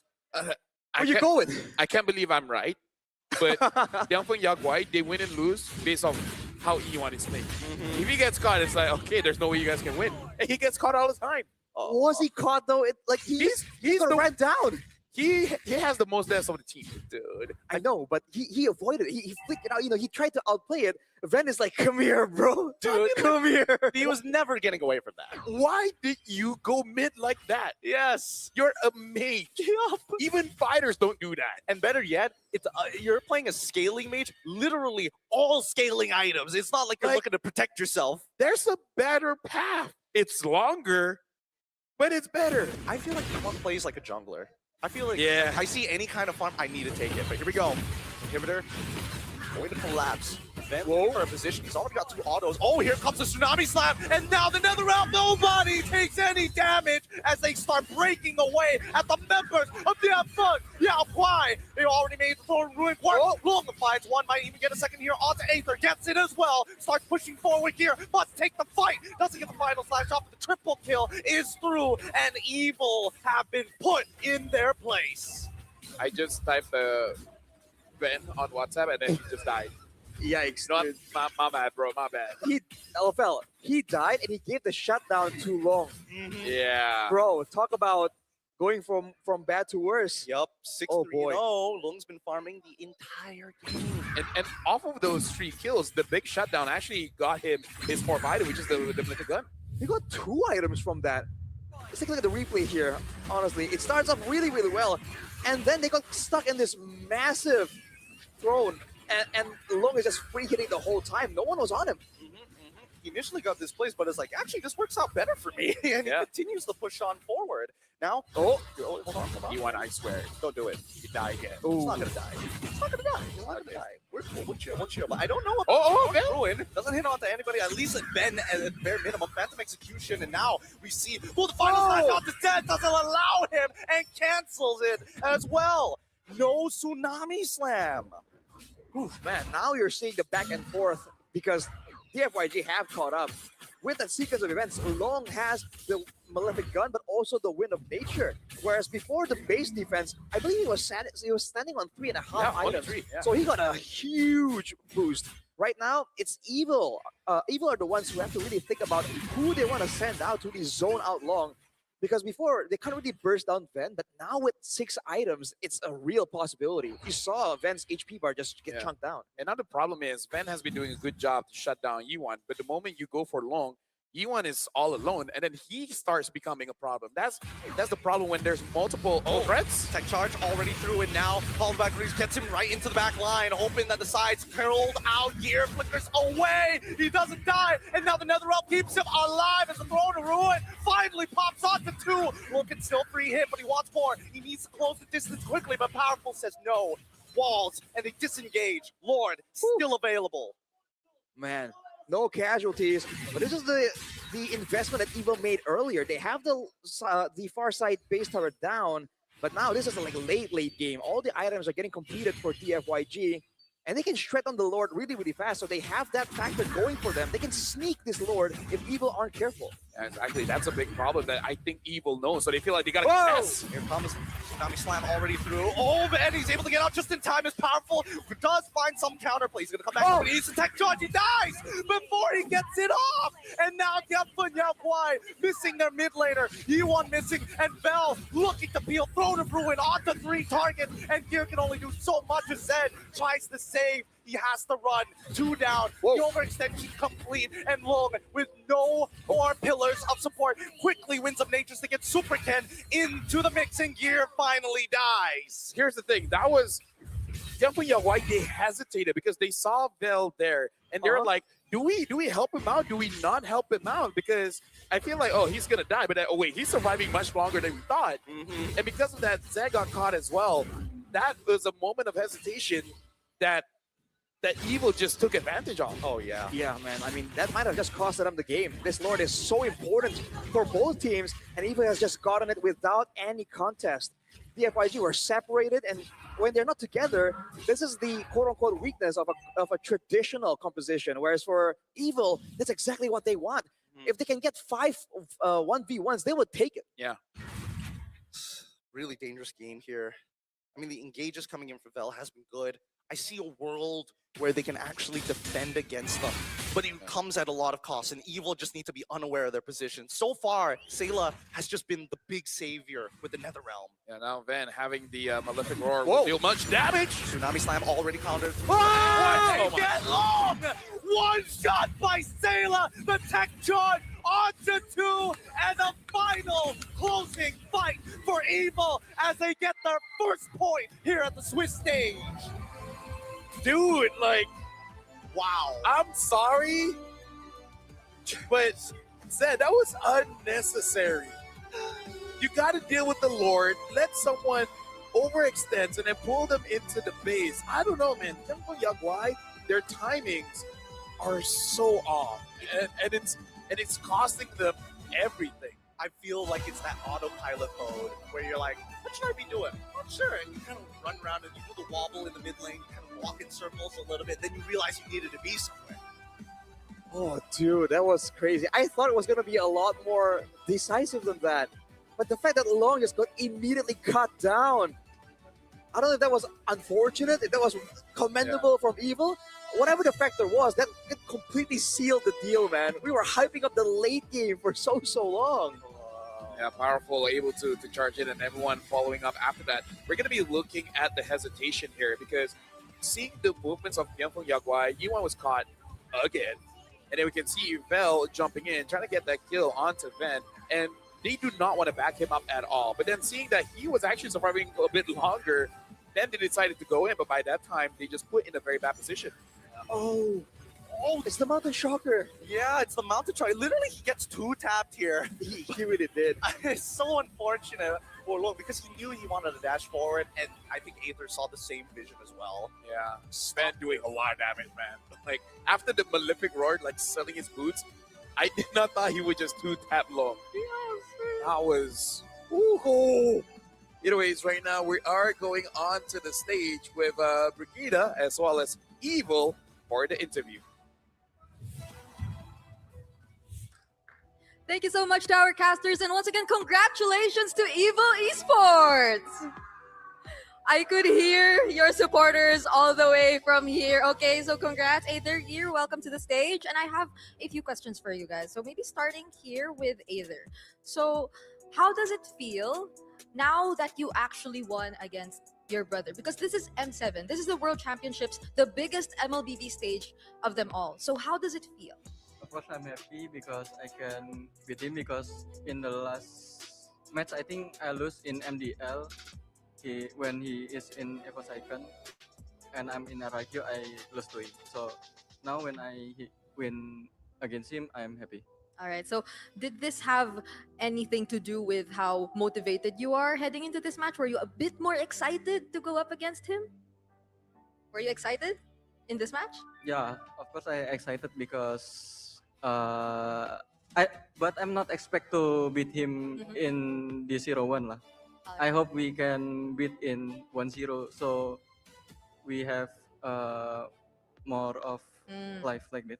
Yeah. I mean, it's okay. It's okay. You still have correct. you still have more chances because you still have 2 lives. Okay, basically you still have 2 lives. Okay, now I have a question for you here. Okay. Okay, so it's been a while. It took you more than 4 years to make an M series comeback. And now that you're finally back here again on stage playing, how does it feel for you? It feels amazing because the stage is so cool. Then I want to cherish every moment here. All right, so is there a bit of a leadership role going on now that you're back? Leadership role? Yeah. I think we'll leave that to Powerful. Okay. Last question, maybe for Aether here. Okay, so I know I've been asking you about your brother, but this is the last. Do you have any message for him after this match? pakai Indo boleh? Message to your brother. Ya, use Indonesian language kan? Oh, sure, yeah. Tetap semangat, meskipun 0-2 pasti nanti sebelum maksudnya kalau belum 0-3 masih ada harapan lah buat balik jadi 3-2 atau dan lain-lain. Tetap semangat. All right, maybe one last for Gear. Any message to the fans? Thank you for supporting us. We'll try to do our best in the future matches. Okay, I love the energy. Shout outs to their fans over there, and thank you so much to Gear and Aether for joining us on stage. Now it's time to head back to our casters to break down that game for us.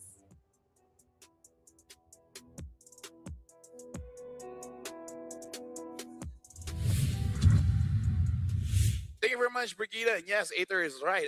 As long as it's not 0-3, there's still opportunities, right? But again, Facts. it's very dangerous here because this is only day number 2, and we're already having teams going 0-2, just one more loss, and that's it. But let's talk about this game first. The fairness, I would say every single hero from Evil kind of feels like they have their own individual jobs, right? Ben makes sure that the U1 doesn't do anything. Seela makes sure no one dies. Aether was there. And then Gear makes sure that Super Ken could not do much. I think that this is one of the few exciting metas that I watch, and I'm like, every hero doesn't feel like they're out of place, right? Right. The laning phases, I think that all the teams, and especially even for Sayla, because there's a pretty good argument that Sayla could have just straight up just lost the mid lane, right? It's a 2v2 sort of lane, and you've got a Kalia on the opposite side, and your farmers, right? Your cooldowns may be shorter, but there's outplay potential in the lane itself. And I think the beautiful thing about it was the fact that Sayla, even from last year and the year before, he's really patient. Utilizing that Netherrealm, right? Maybe not the very last 2 fights, but other than that, on point. Yeah, and honestly, we got to talk about the build as well. He went for more damage because I believe his glowing one was 4th item. And that really helped him out a lot because you don't let them heal by just killing them faster. I think it might be a bit earlier than that actually, but it wasn't first item, that's for sure. He went for Lightning Truncheon to start things off, get more wave here, get more teamfight presence. And in the mid game, Powerful and Sayla both had like a healing reduction. Dominance Ice was completed as well. And considering the fact that the FYG can't stand their ground and they're forced to move backwards, they did not get any value of that sustained game plan they were having. Yeah, I think the sustained game plan isn't exactly great, especially if your sustained game plan is coming from Kalia in comparison to how much value you're getting from the Netherrealm on a single button press. And a lot of these fights, you can see that Evil understand this. It's a lot of pushing and pulling, trading resources, and then moving back and doing it again. The problem is for Dianfeng Yaguai, I kind of feel like for the fans watching, analyzing the game, every single mistake, they will start with, why are you there? Like almost every single fight you see Dianfeng Yaguai is involved in, you're like, why are you there? Why are you there? Why did you start the fight there? Here's the thing. As a roamer, the most dangerous thing a roamer can do is set up a fight for your team to die. Because you think you need to set up a fight, but you're going to give this, false sense of security where your team thinks that you did something cool and then they have to follow up. But no, you're actually enabling your opponents to go for a wipeout. Let's put it this way. I kicked enough Lancelot and Hayabusa over to Husky playing Farsa. Oh no! That I've learned not all engages are good. There are choose, yes. I've kicked a Tigreal. No, with the Kalia, I pulled the Tigreal to my knee. And the Tigreal's name was El Crowd Control. Just trust me, as a roamer, it's your most dangerous aspect of your kit where you think you did something cool, but you just killed your team. Yep. It was a good time during the SPS, but I totally agree, right? Because not all engages are good. However, this particular engage right before the Lord actually comes in, I don't know about you, Rashi, there's a semblance of an idea here. Because I feel like the only person who can actually take on that Lord is going to be Lung, and he has to commit his ult to doing that. You can't use his ult twice when the Lord is already pushing in with the team backing it up, so you got to choose one or the other, right? Right.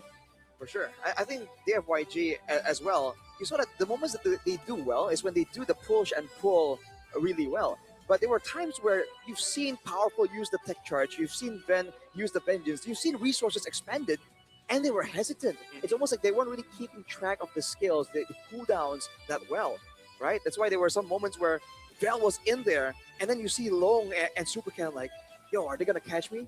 Like, but they really use the catch tool, so you do question whether there's a bit of a language barrier even, like there's any lack of communication. I think priorities of fears, right? I think for Lung, he was very worried about gear because from minute one all the way into the mid game, he's looking at gear. When is that final slash going to push me out of position? When am I going to get tech charged by Powerful or comboed one into the other?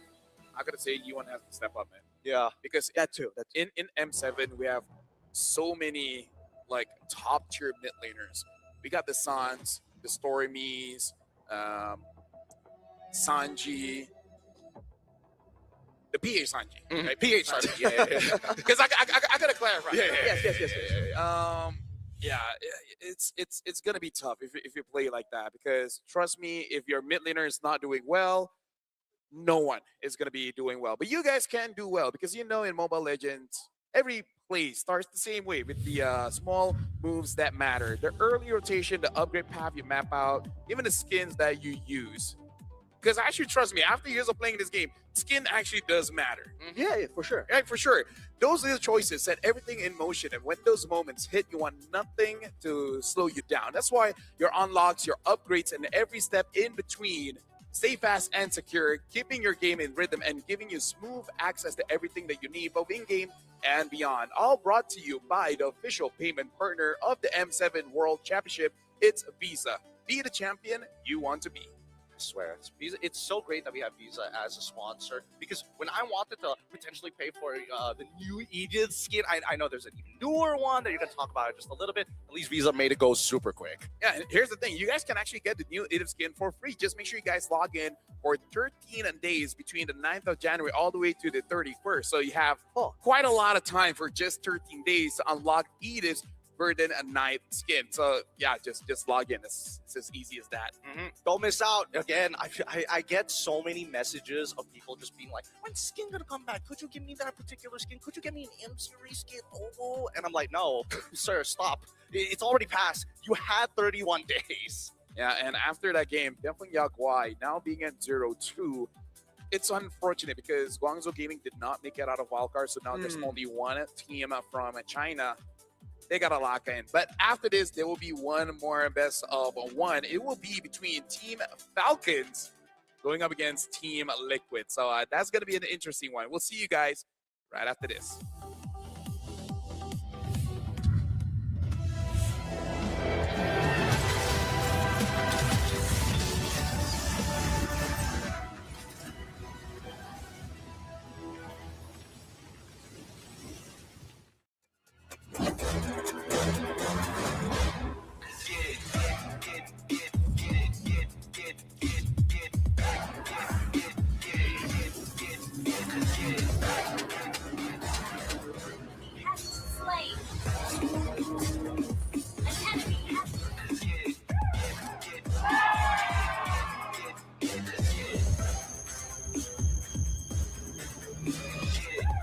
Realme 15 Pro M7 official gaming phone.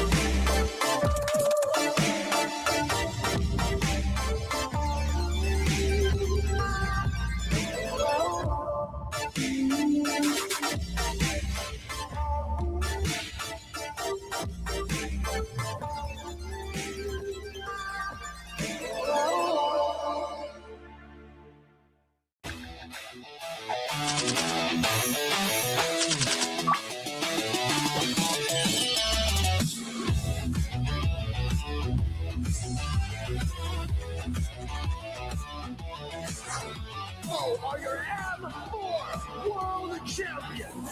Winning the game, getting the checkmate, setting everything up right now.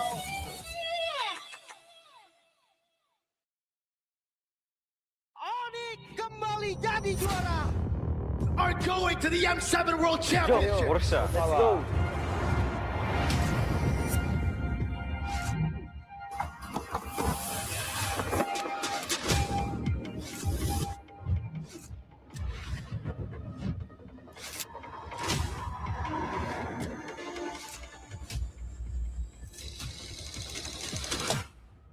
Futbol uğraşıyordum, futbolcu olmak istiyordum. Ama pandemi girdikten sonra futbola ara verdim. Birazcık da Mobile Legends oynamaya başladım o zamanlar yani yaklaşık. Que nosotros empezamos desde la MDL, la ganamos, después subimos a la MPL, también la ganamos y ahora estamos en el Mundial y también esperamos ganar. I think Team Zone is underdog in M7. Nobody expected us to be here. Evo was once a dark horse, and we break through the expectation of everyone. They broke history. Even though we are coming in as a newcomer, we are not just coming in here for experience. We know we have power. That's all. We are good. Nosotros somos el equipo Dark Horse. Who do I think will be the dark horse? A bit of a Malaysian bias, but I would say CG for sure. I'll lean more towards Yangon Galactic. I don't think anyone really is expecting CG to be a threat. Kita orang bukan dark house. Kita orang cuma pendatang baru. ကျွန်တော်ကတော့အဲ့လိုတော့မထင်ဘူးအများကြီးပြင်ဆင်နေတယ်ကြောင့်မလို့ပွဲလေးကြရင်အကောင်းဆုံးပုံစံနဲ့ဆော့ရသွားမှာချပြသွားမယ်ချပြသွားမှာလို့ချက်တော့စောင့်ကြည့်သေးတယ် Sebab kita orang ni suka invade orang, macam orang memang gaduh tak berhenti. ညီရဥအောင်ချတယ်ပေါ့အားကြောင့်မို့ကျွန်တော်တို့ crazy ဆော့ရတယ်ပေါ့ကြာ Agresif, kenapanya? Karena suka perang. Karena kalau misalkan bermain agresif, musuh bakal kena pressure duluan. មូលហេតុដែលពួកខ្ញុំចូលចិត្តលេង aggressive ដោយសារពួកខ្ញុំកាលមុនគឺមើលថាមើល player ខ្លួនឯងនីមួយៗហើយគិតទៅថាអ្នកគឺដៃខ្លាំងមែនតើអញ្ចឹងលេង aggressive គឺត្រូវ 我们战术打法无规则打法，就对手可能研究不透我们吧。 We are not that serious. We just playing for fun because it helps us not get pressure. If you play for real, we get a high impression international. 可以打进世界赛的关键之一是早睡早起，保持好身体。 Siguro determination lang din talaga and focus sa sarili kasi doon nalalabas siguro yung pagiging consistent sa paglalaro. Our secret in our veterans in our team. Enemies need to respect us. Strong mentality and discipline because it's all about out of the game. King teams for me are gaming us. Siguro para masabi kong king yung team or legends, siguro meron muna silang MSC title and M-World title. Kalau dibilang tim raja, enggak lah. The Sky Kings have been taken down. Kita belum layak lah dipanggil raja. Ya, back to back dulu lah semuanya, baru bisa dianggap tim raja. Tingin ko isa kami sa mga king teams kasi sobrang dami na namin pinanalo na tournaments and sobrang dami na namin na-achieve ng magkakasama. Sa tingin ko kapag na-achieve na namin yung Golden Road, hindi na siguro king team yung tawag sa amin, siguro mas angat pa doon. I think we are because based on the recent tournament in MSC, we are the top 2. If we win, we already show everyone that we have the potential to become more than a king. Let's do it for Malaysia. I will redeem Indonesia. I will complete the Golden Road.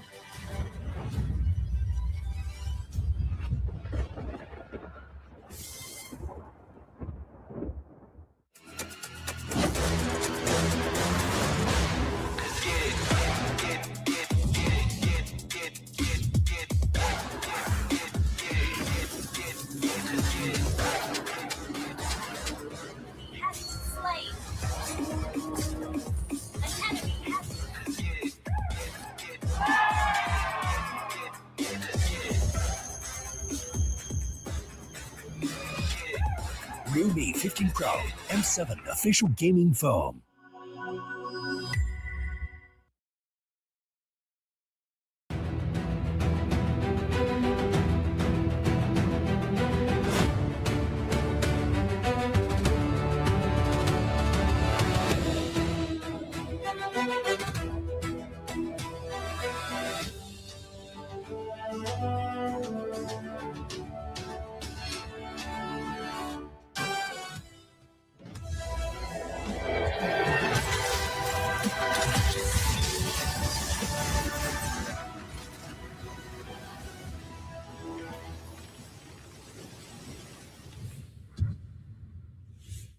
ladies and gentlemen, this is going to be the third match of the day. Evil as well as Dongping Yaguai. Evil brought a new pick with the Faramis. Looks pretty good, but we're going to see whether it will be more viable as the upcoming matches will come up. Welcome back. My name is Safel. Alongside with me is Gideon as well as Arashi. The next match, Falcons going up against Team Liquid. Now, here's the thing. Anyone going up against Team Liquid kind of feels like slightly bit skewed, you know? Right. So when you're trying to play basketball against the tall guy in school, and you're like, bro. Yeah. What are you trying to say? Are you trying to say that this is inevitable? I mean, like, if we're talking with basketball terms, meeting against Team Liquid, it kind of feels like your eyes is at their belt buckle. At their belt buckle. That's, you know, just for Man, perspective. they're built different. I mean, like, you brought the basketball analogy, so that's the best I can think of. 8-foot giants meet 4-foot team. No, you're already 6 foot, so they're like a kilometer. A kilometer. Dude. Look, what we're trying to say is that Team Liquid are one of the favorites to winning the entire tournament. However, at least for Falcons, what they are known for, yes, sometimes they're a little bit slow on the pickup, but their BO1s have definitely shocked the world over multiple tournaments. And this time around, this could be another upset that me personally, as a Liquid fan, I hope it doesn't go through, but that would really shake up the entire Swiss stage. We got to talk about Sanji against Sanji, the San duel. See what you did there. You know, clever writing. I like what he did, because for the first time since MSC 2024, during that time, Liquid was Echo. They swept Twisted Minds in the group stage. Sanji and Sanji, you know, that was their time meeting against each other.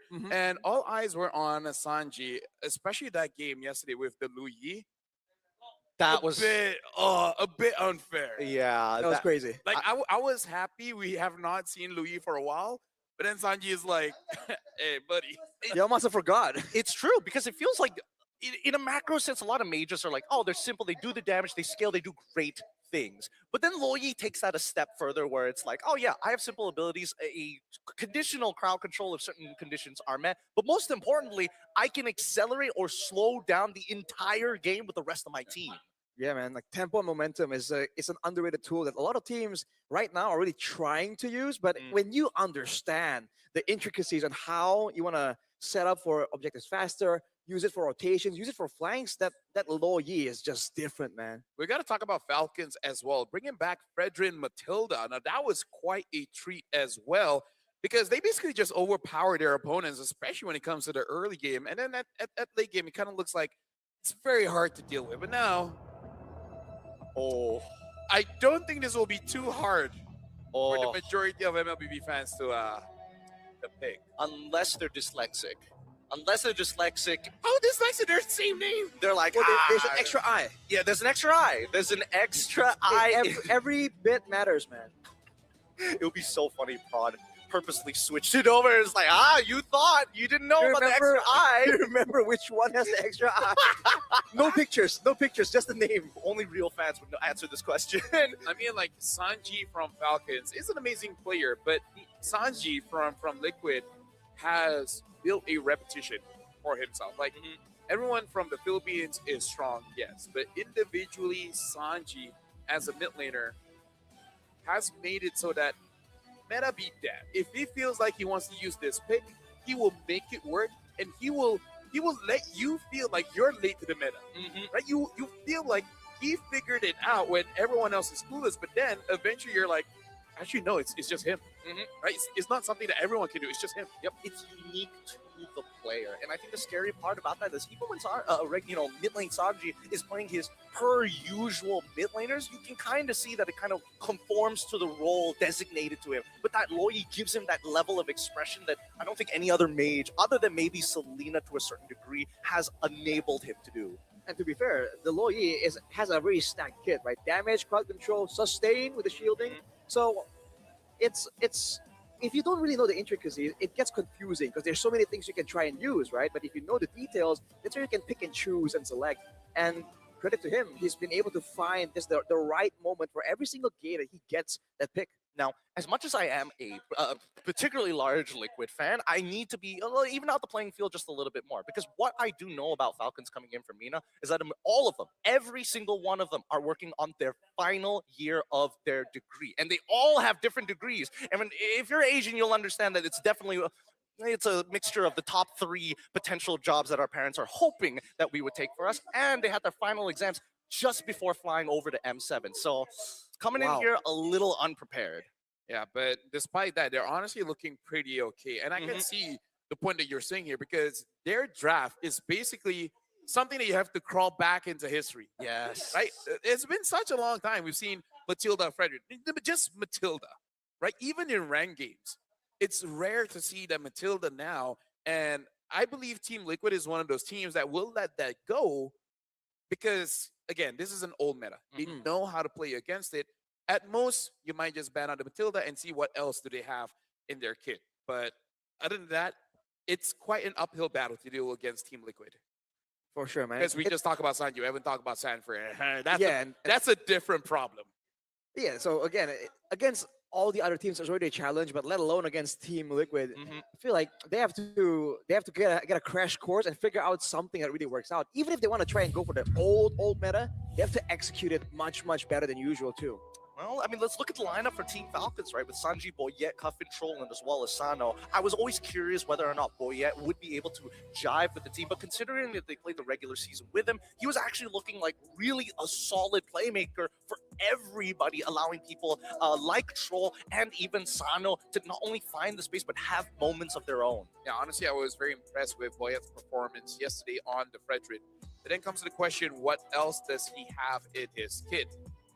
But I can see a world where, just like M6, Falcons understand what works for them. They just keep at it until someone manages to stop them. But now, we're looking at Team Liquid, Sanford, Carl TZ, Sanji, JP, and OHAB. At this point, take your pick. Who's the biggest problem? Whatever you answer is correct. Oh, man.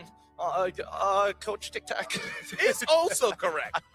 No, I feel like there's not a lot of answers. But considering that Liquid has a certain level of mastery where they play this game as an art form and a form of expression rather than a mathematical equation. Right, which is, I feel like that's the end game for a team that is that good. Once the math is out of the picture, it's all about the mind games, right? The bigger picture. Man, I mean, imagine being the analyst trying to figure out like, oh, what's the solution? Really not much to work with here. Yeah. Again, it's not something you can blame Falcons as well. Every single team all around the world has tried. No one has really succeeded just yet. At least when it comes to the big stage, the grand finals. During regular season, you can take games off of Team Liquid. But yeah, when it's the world stage, just saying it's difficult is an understatement. But now we talked to Troll, and he said on a best of one strategies, he says, for me, best of one doesn't really benefit my team or the MENA region in general. In a best of one, cheese strats become far more impactful, making it easier for any team to steal a win. And it's funny to see that they use the good old-fashioned old ways of MLBB, and in a way, that's a cheese right now because no one else is doing it.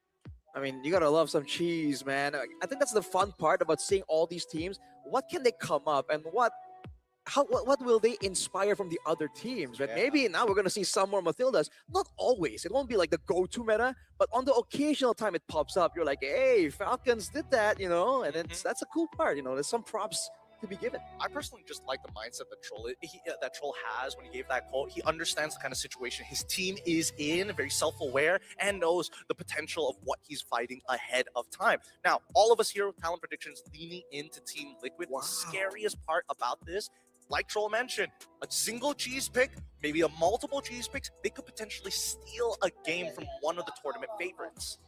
Yeah. So at this point of the game, we really got to pay attention to Falcons draft at this point, because I kind of feel like Team Liquid, whatever they pick up, you can't really argue with until you see the full picture. Well, that's the thing. Do you think that Team Liquid is coming into this? Are they going to play Discipline, or are they like, all right, limit testing? Let's limit test a little. I think they're going to be playing in Discipline because knowing Team Liquid, they will start to limit tests. Actually, no, they're the kind of team like, okay, you know what? It's over. Let's just finish it quickly. They're not going to be playing with their food. It's a different level of when they say, oh, good vibes, good time. Yeah. Well, yeah, I don't know, man. I feel like this is the time to try things out, but at the same time, I don't know. I think they might want to And I feel Do you like think they want to hide some strats? And I feel like testing it out is very subjective. Right. Because people would say the Hellcut from Yangon was testing it out. But if you look at all of their games, they've been using it for a good 2-3 months. Yes. Right. I've casted 2 different tournaments where they used it. So for other people, it's like testing it out. But for them, it's like, what do you mean? We've been playing this for 6 months. Have you not seen our games? That's our thing. Yeah, that's our thing. And we just don't know the scripts. Yeah, and it's hard to find scrims at the international stage at this time because nobody wants to give things away. Now, that's why I wanted to bring up whether or not TL is going to, go with the vibes, limit just a little bit, because I feel like their draft, very similar to SRG versus CG, there's no need to show anything new. We play our standard game, and then we'll see how much fun we can have in the middle of it. With the map reveal going over to Broken Walls. Well, all right, a lot of flank angles. I think that the more experienced team can really get more benefit from this map. But yeah, man, I have had friends tell me, like, dude, I mean, even if they don't play at full force, they are definitely going to win. So I'm like, yo, I mean, don't count out Falcons like that. I mean, I think that the internet definitely has, the public court of opinion is leaning towards TL, and it would be such a big boost, not only in ego, but confidence for Falcon if they can just steal this game. And we can see that TL is taking this very seriously. They're batting out the Fredrin because as strong as a Matilda is, there's not a lot of good combos when it comes to the jungle. And I feel like Boyet is the question mark because the rest of Team Falcons, I'm pretty sure Team Liquid is already quite familiar with them. Against Boyet, I don't know if this is their first time meeting against each other on the international stage. Well, regardless, getting him to show more is not going to be a loss at all. And already the Gato Kacha, solid pick in the early game. It's one of my personal favorites as well. And when you're up against a team like TL, getting them a hero like this that can do so many things, defensive, aggressive, AoE, team fight, pick off to a degree as well. It just gives you so many questions if you're on the side of Team Falcon. I think my favorite part about the Gato is the fact that he can just disengage you from fights and he can completely close off choke points, right? Which is really great on Broken Walls because now you can close off multiple choke points, especially when you're fighting in the jungle. One of the few benefits. Troll also has a Hellcurt in his hero pool. Oh, you're right. Not sure if he wants to use it against Team Liquid, but hey, Cheese is pretty strong in the best of 1. So now with the time running out, looks like they go for Valentina Sora. I think we saw this yesterday, but it did not work out. Which team was it again? But I'm pretty sure I've seen this yesterday. Last time I saw it on duty, it was in wildcards, and that's a strat, right? Pick up the Sora, make sure that there's no counter available with the Valentina. But you kind of show a lot of their tools. It 100% happened yesterday because Sora lost that one. Wait, it's coming to me, it's coming to me. They were good early, Oh, first game, Onyx against Buski. Yeah, Buski tried this out, yeah. Oh, wait. Yeah. It's not a bad opening, but I think, the real question is how much do you truly believe in Sora's laning phase potential? And I think the TL at this point are like, Sanford, you got this, no problem. All you got to do is survive, and you will have a lot of relevance in these fights. Most of the time when we're seeing that Sora's played, they're leaning more into the Cloud form than they are into the Thunder form. Yep. For now, we'll see if that changes later, or maybe it's just like, there's just no situation where I need to clean up. Well, unless you want to go and play on Assassin style, there's no really any need to go for the other form, the Thunder form, if I'm correct. Yeah, the Cloud form just works so much better because you do have like crowd control immunity still, and they go for the Matilda. Okay, now that's very interesting. Could this be a Sora jungle? I think the option is definitely there, and I feel like one of the reasons why they pick up the Matilda here is to kind of confuse Coach RC as much as possible, because there's a chance that Coach RC will ban out the other utility junglers in the pool, and then they just swap out the Sora for the jungle, and then have a favorable matchup against this Phoveus. Something like a CC, something like an Alice, maybe even go all the way back and using a high loss EXP to deal with this Phoveus. Arguably an X-Org as well. There's a lot of different options that they can potentially play with. Ideally, as long as you're able to win that lane, that'd be great. Put him behind. But now we look at that second phase, and Howie Burn, he's like, nope, no Loyi. I'm not even gonna risk it. It's just not worth it. At this point, even if you have a Selena, I'm like, you know what? There's always a chance. So I'm not gonna give you this Loyi. No, definitely not. And technically, the Loyi also really works well. If Falcon are looking for this big dive composition, Loyi, back then when it was still super meta, was also a great solution to dive comms just because you have the extra shielding. You knock people together with the yin yang effect. So by all means, it's a great value ban for Team Falcon.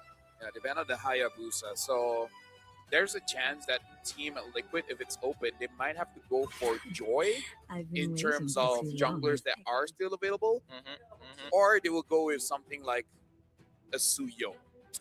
We haven't seen the link, but we've heard people talking about it. I mean, it's been in the works. It's coming down the grapevine, but so far, based on what we've seen, the Matilda is just frustrating to deal with, right? The amount of healing, the amount of shielding. I feel like, again, a lot of these bans, especially if you're going to be an assassin that can like spot mark a target, even better. Ban that out. Force them on something mechanical. Force them where they have to really have precise control if they want to catch their targets.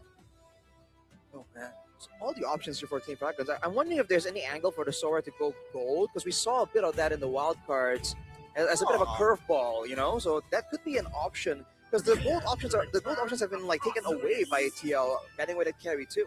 Yeah, but now they're kind of showing their hand here. Sora will most probably go to the EXP, because I feel like, was it Guangzhou Gaming, the one that brought Sora in gold with Owl? And I think they won. Yeah, because I 100% know that Owl does play the Sora gold, because I think he used it on the last day of wild cards. But either way, right now, yes, they're showing their hand. The Akai is there, so no matter what, they need some kind of marksman in the gold lane, because if they go for a fighter, I don't know if they have enough damage, because no one from Falcon, arguably besides the Valentina, really has damage. Even Sora is more of a setup unless he just goes for the Thunderform. I totally agree with that. Oh, Nolan here alongside with the Farsa from the side of Coach RC's Team Liquid. I wonder if they want to go Obsidia. That's what I was thinking as well, right? Now there's again, with the Claude, with the Phobias, there was already an argument for it, but I think with the Nolan on top of it, you have more than enough reason to actually try. And it's a good source of DPS as well. And if they do go for it, then Falcon really has a lot to say on where and when they want to fight. They can engage and force TL into fights with the Matilda, with the Sora, and then if things go south, heavy spin. Yeah. Like it or not, they need some kind of shred, because this Phobius will be a problem. They don't have the damage profile to deal with it. Right? Valentina can deal damage, but he just keeps on healing it up. You need someone with DPS and more likely shred.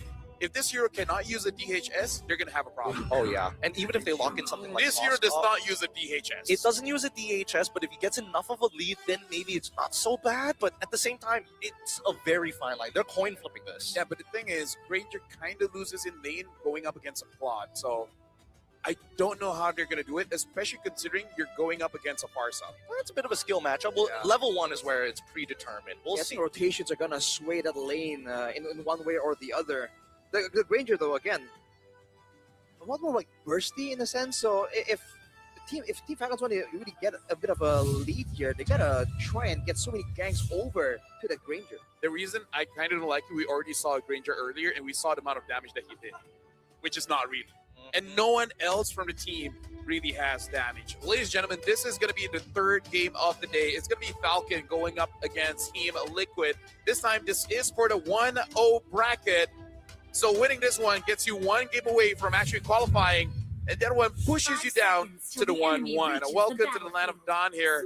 I just want to see whether Falcons actually has enough damage or not. Let's see. As the minions have already spawned and all the players are heading over to their lanes. The starting side, they're going to be starting on similar sides of the map. Purple start for Karl'Tezi on the opposite side, Boyet on his orange buff. The mid lane is where we're going to see a lot of these movements actually come from, right? Because I think that's the thing about Matilda. You're not there to be like, oh, I make a super gank happen, but I am there to pull you out of bad situations or save you from hostage scenarios. When the advantage of going the Obsidia over the Rangers, also that extra bit of crowd control, and considering that Team Falcons are very ultimate reliant, I feel like they're gonna struggle as well, trying to keep like Oheb or Karl'Tezi in the fight, and instead of just getting in and out. So we'll see how they deal with that problem later on. Yeah, I don't mind being proven wrong, but I really just want to see it first. Now looking at the emblem setup here, hold on, before that, looks like Gold might be in trouble.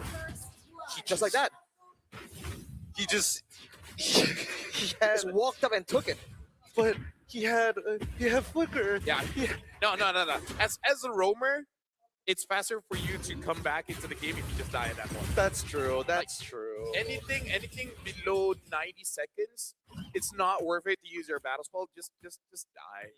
If you're a mid, fine. But if you're a roamer, it's like, getting gold anyways. I only died for like, what, 2 seconds? It's not enough time for the roamer passive to take anyways. Also true, also true. But even so, that first blood, huge for Sanji to kind of get himself ahead in terms of like item progression compared to Cuffin. And I think that's going to be a really big deal if he gets that Lightning Truncheon first. Well, he might go for a Genius one. Who knows?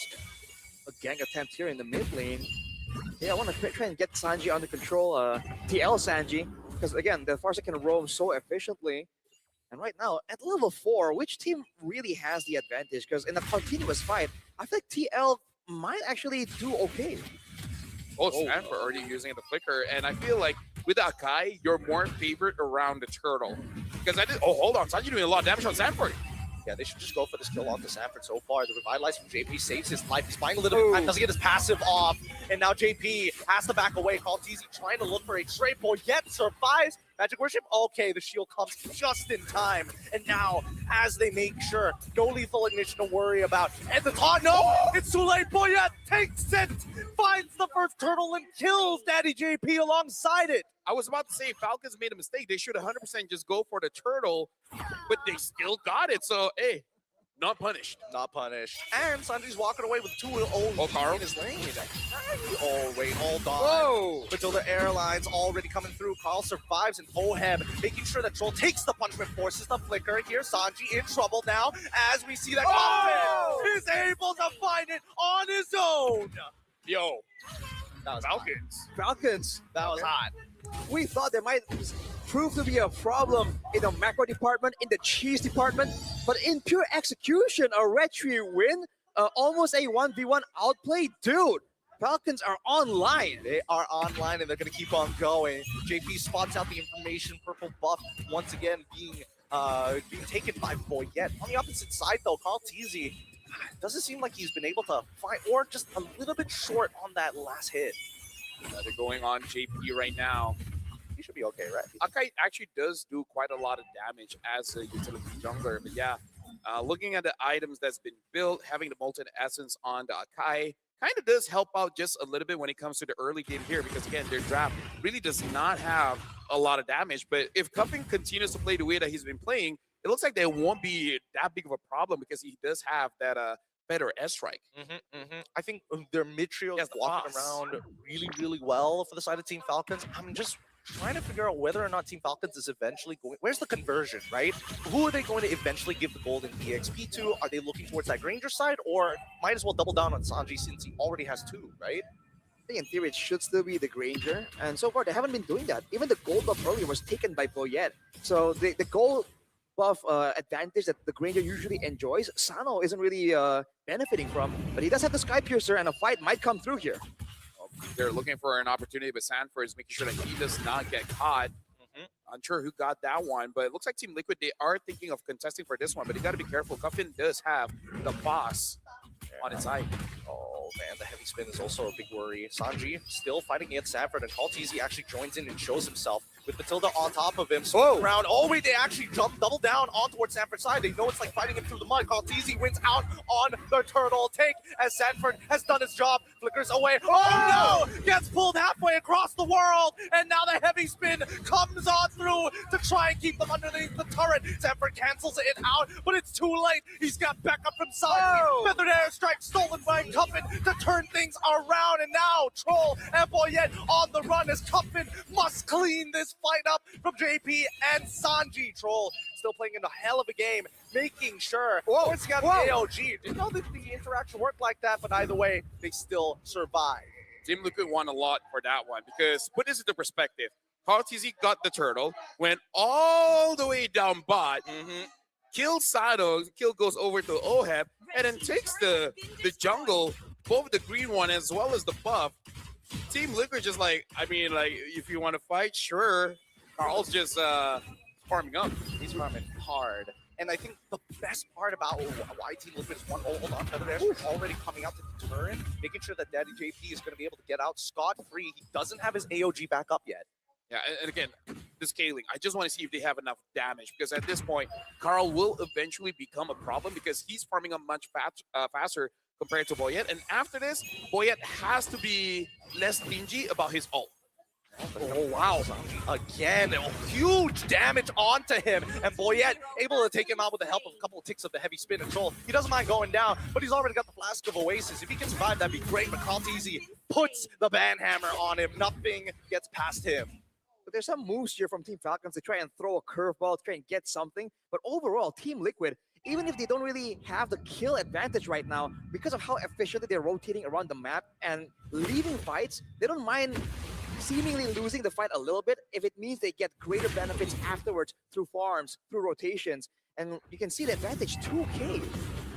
Yeah, right now for Team Falcons, they can do something here if they can get a cash. The question is who they're going to cash, because Troll so far has been very proactive, and Carl just keep taking all this farm. Team Liquid, they're pretty okay with the movements going up against Team Falcons here. Yep, I think they figured out that Team Liquid has figured out what Falcons, how they want to rotate, and they're doing it consistently, which is great, because now that Team Liquid has adjusted and Feather Airstrike already out to put Sano out of the fight, he's not going to be coming back in here. Troll loses 50% of his HP to the Flask of Oasis, does trigger, and now Sanford is holding on to 3 members. His Oheb is blasted down Sano, and now JP getting involved, heavy spin comes on through, doesn't get the cancel in time. Somebody needs to help him, but JP and Sanford hold strong. AOD comes through from Daddy JP, but it's not enough, as even a fracture doesn't secure the kill.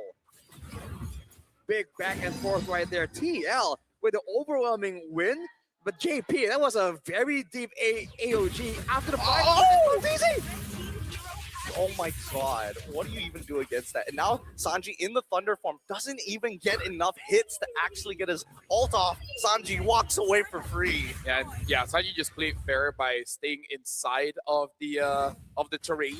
And be like up over the terrain. Yeah, it's like can you hit a wall? No, you can't. Oh well, I'm good. Too bad. But yeah, I gotta say, I don't know how Sanford was able to actually get out of that one, because I saw the final moments. I don't know how he managed to get a mark on whoever was outside of the fight and able to get out of there. But that was very impressive. And then now Carl almost 2,000 ahead. And Akai usually doesn't care, but also just shows that Carl's just dominating this. Whoa. Oh, Sanji now in trouble. Oh, Boyette, he misses the body slam. Oh, no. They start backing away. Troll in trouble. They only sacrifice him to minimize the damage. Even Sanji wasn't able to find that big engagement. At least for Team Liquid, Sanji Pharsa managing to flicker out just in time before things got dangerous. That was infuriating.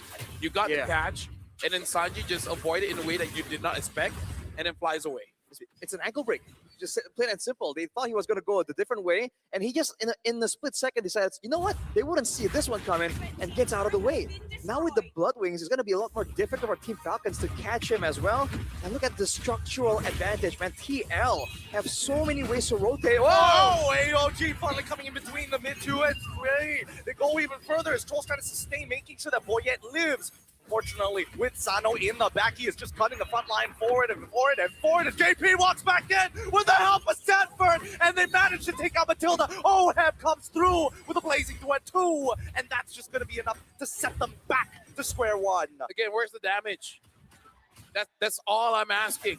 If they do not have the damage profile to deal with Sanford. The only time Sanford dies is when he's 1v5. Well, they've been trying to skirt around that by jumping on Sanji, jumping on Oheb, and making sure that they have all the time in the world to deal with Sanford. But the thing is, now Sanji is just surviving again and again. Team Falcons has shown their hands so early on. The Matilda Akai combo, the TL is seeing it coming from a mile away, but look at this! Oh my god, they found another one, a heavy spin right on top of Oheb. He is just taking it all, the blazing duet through it all! Let's the Filipino sniper live through death itself! Unstoppable as an engagement comes in from Sanji's side. He's looking to alter things in the present. Double kill coming in from Sano. Hopefully he doesn't get reset here. They need to find another time to fight. I'm sorry for kicking a dead horse, but that's all the proof I need that they do not have enough damage. You caught the Claude. He just ults and literally stands there doing nothing. He healed up. Yeah, that's how strong the revamped Fighter Emblem is. Instead of giving Spell them, it gives the hybrid lifesteal, and Claude just loves that. He loves the buff towards Demon Hunter Sword as well. A lot of heal. way too much healing. So ridiculous. It's so ridiculous. And now they're going for even more. Oheb is playing on a tightrope. Same goes for Carl Teasy. Both of them. Oh my goodness. He knew it was going to come, and he baits it out of Boyette. Oheb, he's going to try one more time. He's trying to get a reaction out of them every single time he BMIs out of there. This tightrope act, it's got to play a huge mental strain on Team Falcons. You see that, and now if you're Team Falcons, every single time you see an opportunity, it's in the back of your mind. What if this is a bait? What if they're just waiting for me to waste my resources? And that's the last thing you want to have happen against a team like TL, dude. They will outmaneuver you mentally, and they're still going for a bit of a siege here. Yeah, right now, Team Liquid, they're going to hold on. They're jumping on Sano. And they try, but Sano manages to flicker out and cut enough distance. Boyette is looking at the mid tier 1, and Sanford, he's finally down. Team Liquid took a risk, and it did not work out in their favor. Team Falcons bought themselves an extra 4 minutes. The way that Sanford is playing is basically like, I know I'm not going to get MVP, so I'm just going to buy time and you guys get something. I wonder if that was intentional, because he drew everyone. They saw the AOG along with the with Sanford walking into the base, and on the bottom side, that's just Carl Teasy getting that far side base tower for free. That could have been intentional. It's a micro adjustment from Boyette specifically, right? Because if Boyette joined that top side, they would have lost their mid inhibitor almost straight away. So again, it's all about that push and pull. And I think that Liquid is just more aware. But Team Falcons, they're slowly getting it. They're like, okay, these are the signals that they're looking for as well. Yeah, Sanji knows Boyette is there. Yep, there you go. There you go. At this point, it's not even surprising. It's not. It's telegraphed so hard. At this point, Sanji's emailing into them. Man, dude. Even like force the flicker from Team Falcons themselves. Look at Cartesi positioned to go for an assassination. They actually make it work. I mean, Sanford start baiting, and now the AOG into the back. They catch Sano initially. Cartesi's at least able to find one, but Santi on the opposite end, outmaneuvered by Cartesi. Oheb now just slowly gunning away at Boyette. He can go forward and blazing duet as well. Flickers forward, locks himself in the corner, gets back out because Sano didn't react in time. Even if it did not enough damage, I really do not like this Granger against this kind of lineup coming in from Team Liquid. Now 10k ahead, and Sanji's just showing Cuffin. You know, like, oh, you crawled me, that was cute. Now I'm gonna do it to you. Once again, Stolen Feather Airstrike just buying them some time. Precious seconds as another wave is about to crash. They want to deal with the top side, and they don't mind the wave pushing in from bottom. Right now, the Feather Airstrike trying to zone them away. Carl's gonna be careful, and Sanji. I guess the late game is probably the weakest point for Sora, because you don't have enough damage to execute like 1v1, and you don't have enough sustain to actually get everyone. Oh, hold on, Boyette misses it. I mean, he tries with a heavy spin to kind of buy some time, disrupt the upcoming waves. They know that the Lord is coming, and they know for a fact that the top two tier 3 is going to fall. JP with the AOG already down. They're still waiting. Boyette, he does not have his ult just yet. Cuffin with the Stolen Feather Airstrike will try and buy some time. Sanji himself responds with his own artillery. The waves are being managed very well as Team Falcons have no inhibitors, and now Sanford gets into the middle of the fight. Engagement coming in from the side of Sanji, only finds 2. It's not enough as JP takes him out, and now the rest of the Falcons are forced underneath as we see Team Liquid close out the game. GG, well played. Congratulations to Team Liquid. Again, this is expected. But we got to say, Team Falcons put up a very strong fight. But as predicted, this kind of draft, and with all the patch changes, just does not deal enough damage. Cuffin tried his very best to deal the damage, and he did quite well. But you know that for Team Liquid, this is probably the easiest game for them to choose their target. Sano was a non-factor the entire game. He was, and I think, you know, the way that they played overall, there were moments in there where you see that TL were realizing, wait a minute, we're a lot more even than we thought. People are walking away with a sliver of health. And they couldn't do anything afterwards, because again, the only way they can engage is big ultimates and very telegraphed ultimates. It happened like twice maybe. Afterwards, TL just saw it coming a mile away, and they didn't even get close, dude. Towards the end there, Sano had like 5 items. And I guess to prove Lapel's point, it just wasn't enough. It really. I would just say was just pulling the panda, dude. I don't know if that's legal. Yeah. No, I feel like Granger is a good hero, but it's the wrong tool for the job. They need shred, and Granger is not a shredder. It's a finisher. his burst, his poke. But Team Liquid, their draft does not like die to burst. Their comp does not really die towards poke because again they kind of do it a little bit better. So I really feel like it is more on the draft. But now we're throwing it over onto the stage where we're talking to Carl as well as Oheb with Brigida. Thank you so much, casters. And once again, after a very successful win, we have from Team Liquid Philippines. Can we give it up for Baby Cakes? We had to say it. We had to say Baby Cakes. Okay, Carl, TZ, and Oheb, welcome to the stage. I have some questions for you guys. So we all know how busy it has been. After season 16, you've had a lot going on in Team Liquid. So how are you managing everything so far? How do you stay composed and how do you stay let's say motivated even despite everything that's going on? I think it's just sacrifice because we sacrificed our holidays just to practice and just to be prepared for M7. I see. Okay. So I have another question for the both of you. So all of these questions have to be for both of you because again we're talking about Baby Cakes. So both of you have world titles under your names. So I want to ask, what makes M7 different from all that or from all those world titles you already have? So what's different about M7? Yeah.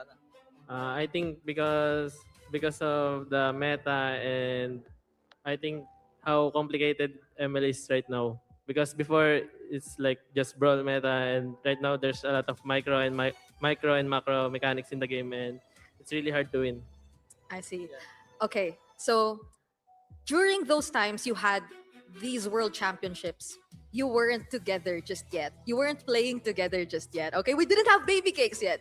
But is it better now that you're fighting in M7 together as teammates? Yeah. I want to hear from both of you, okay? Yeah, I think this is a much better version because in M4 we both got into the finals and yeah, we're winning. That's why I think it's very good. Okay, Carl? Yes, also the same for me because we're winning. Okay, so it seems like you really like each other's company, and the fans are very happy to hear that from both of you. So thank you so much to Carl, TZ, and Oheb. Congratulations once again on your win. And now it's time that we throw it back to our casters.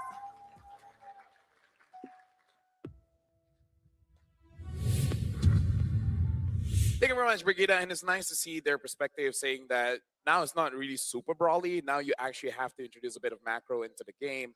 And they say it makes it hard to win. Sure. Cute story, bro. I mean, Cute story. Maybe they plan to say that before, right? Or But maybe after they- that game, or I don't maybe know if they should have stuck with Or that maybe script. maybe they were saying it to their opponents. It's hard to win, isn't it? Oh no. Yes, no way. There's no real world. There's no real world where I see Team Liquid not coming out with their PR statements, just being chill about it, being humble about it, more times than they probably should be. But generally speaking, I think that at least from what we saw, Falcons, they at least had an idea coming into the game. They had a plan coming through, but the adaptability was very obvious for Team Liquid, right? They saw the plan 2 times. They figured out where to start attacking. And I really feel like now we're starting to see one of the problem is the marksman hero pool ain't that great now because we only see Claude carry. Obsidia from RX only. Other than that, nothing much. I was thinking maybe like Ixia potentially. I don't know. I'm waiting to see if there is more to the meta than what we've seen here today. And our MVP obviously going over the Sanji. I think there's no doubt about this. We can all easily agree that he was just playing a good game. He was playing a different game. Like, No. he wasn't playing Farsa. He was playing like Catch Me If You Can or something Yeah. like that, man. Like Yeah. he wasn't actually in the Land of Dawn properly. He's the bird that you're trying to kill with the stone. He's like, can't touch it. Dude, like there's like one bird who lives like near your house, and every morning you're trying to sleep in, and it's like ah, and you're like, bro, please. He's a rage baiter. He is. I mean, we'll see it in the highlights, probably in the latter half of the highlights when he's just dodging the body slam into heavy spin. He's emoting on them as well. Even in the early game, there was some moments here where it seemed like Falcon had something going on. So credit to them, right? They had a plan, like you mentioned. It just, and we to their credit, also agreed that the draft was somewhat okay. It was just the gold thing that we really disagreed with. Overall, it's quite impressive. I agree that it's extremely At least Coffee could say impressive. that he kind of won that 1v1. Kind of. He did. He did kind of win that one. Look at this. Ooh. But I think the biggest difference between Falcons alongside with TL is that TL, yes, there are a lot of decisions. No. And they they just stood in it. Yeah, they all Wait. stood in it. Wait, I didn't see the last two be blocking Yeah. into it. He healed up the ball. Oh my No. Look, it happens to the best of us. We all make mistakes, and I think for the Falcons, this is something that they're definitely going to learn from. But at the very Okay, you know what? least, I'm gonna be more upset if you look at the items and they have no life pain at all, no anti-heal. No, they definitely got it. I think they got it. There's a Sea Halberd on Sano. Yeah. That I remember. Okay. But everyone else, I'm not so sure. And that makes squad even more scary. Even if you cut that by half and it's that much. You gotta put it into perspective. That was half of what he's supposed to do. And it's still that much. That was like at 4 items. I think he had a Windtalker by that point, if I'm not mistaken. Yes. Yeah, or But still, like, yo, what is that healing, my guy? it is crazy. I think that Team Liquid, again, happy with the win, of course, and they want to qualify as soon as possible so they don't have to reveal what else they have in the playbook, right? 15-9, the final score. 15 minutes, unironically, the fastest game we've had in our session here today. Could be faster. We'll see later on. Oh boy. So I guess in this meta where like the fighters are somewhat there in the meta, the Claude becomes this weird hybrid because you have abilities, you have AoE, you have some mobility tools, and you can sustain like that, you know? I think Gideon, you were the one highlighting how, like, you know, depending on the emblem combinations, this Claude just operates differently, more tankier than usual. Or is it LaFell? LaFell, the revamped fighter emblems. Now it's going over to... It's a Malaysian. Yeah, it was. You're the same guy. Because right now, most of the goal laners, well, I say most, it's really just Carry and Claude, they're using the fighter emblem because that change really opens up to a lot. Because I feel like Munton wanted that direction to be basic attack fighters. But then Marksman's like, we're basic attack. If you look at it differently, we're kind of fighters.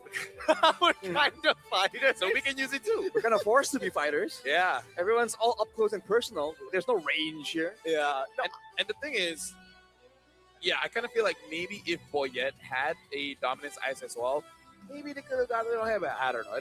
That's a what-if scenario. it really is a what-if scenario, and I don't think it would have helped him too much at the end of the day, because really it's like for, at most, 2 guys. Yeah. And one of those 2 guys, it really doesn't matter. Yeah. So it's a tough game. I really feel like after that moment, that's where like both teams like understood. Like for TL, it's like, oh, we got this, and then for Falcons, it's like, oh no, you know, because at that point, if you are playing Claude, right, and you get jumped on, fully channel heavy spin, and you come out with full HP, dude, the game's over. And you like, killed him. You don't have to like, what even is there to do? You know, He's just like, dude, like I win by doing nothing. Yeah. he just stood there menacingly, dude. It would have been so funny if he literally put down the phone, whipped out his personal phone, and started sending text messages over, put it back in, pick up the phone, keep playing the game. At that point, it's like, what's the food? Can you just give me water first? Glug, glug, glug. I'm still not dead. Glug, glug, glug. Oh, imagine, like, oh heaven, Carl T's just swap phones. swap phones. I mean, Gonna there's try? things that could have happened. Oh dear Lord! What a game! What a game! Well, for you guys at home, if you guys want to win up to $20,000, you guys can download Fairy Games and play MLBB 1v1. It's very simple. You guys just download Fairy Games on App Store or the Google Play Store and play MLBB 1v1. There's no teams, and you will submit your best personal score. You guys can win up to $20,000 and many more prizes. There's mostly electronic appliances like a fridge. A fridge. Yeah. Fridge. Yeah, Fridge. TV. Wow. I think you can even get air conditioning. You can even travel. My mind immediately went to international adapter, a sound Oh. bar, a TV, and a fridge. Yeah. Household appliance. Where are these sponsors coming from? How do they have so much to be able to provide such great Hey, products? shout out to Fairy. I'm even wearing their watch. And for you guys, if you guys love Free Star, make sure you guys get the Gato Cacha's electrifying Solo Spark skin because it's free. You guys just have to hit level 45 on the M7 Pass, and then there you go. You get it. That's one of the nice things about the M series. There's just so much free skin. You just gotta play the game, and you sometimes you don't even have to play. Just log in. I beg to differ. I think there are too many skins being released at the same time, and I want all of them, but I don't have enough diamonds to buy There you go. spin every single one of these. Because we're all working. Yeah. If you're gonna help Gideon, he's right here. He needs your help. Well, speaking of help, I feel like Falcon's actually in a pretty good spot. He just got to figure out 1 or 2 different picks, and then they're all good. After this, it is going to be a Black Sentence going up against Alter Ego. So that's going to be quite a match, especially for the Indonesians here. We're going for a short break, but after this is going to be our final best of 1. See you guys after this.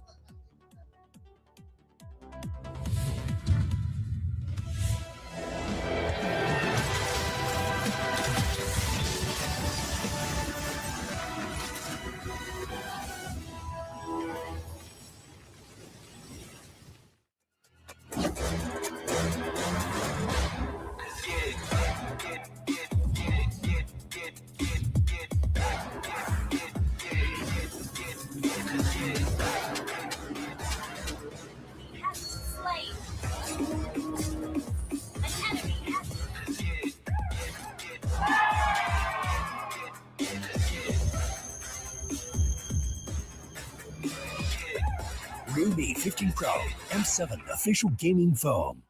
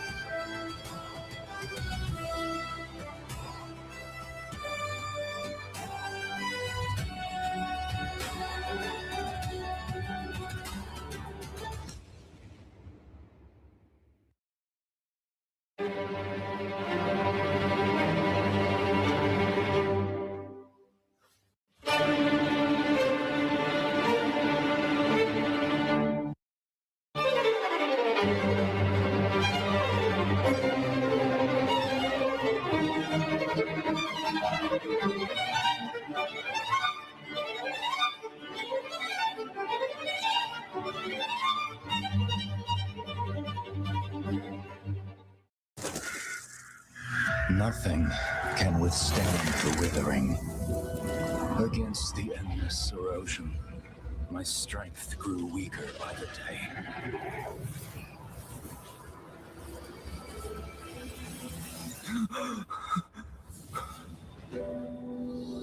True power dwells within the spirit. Try to embrace all that you are.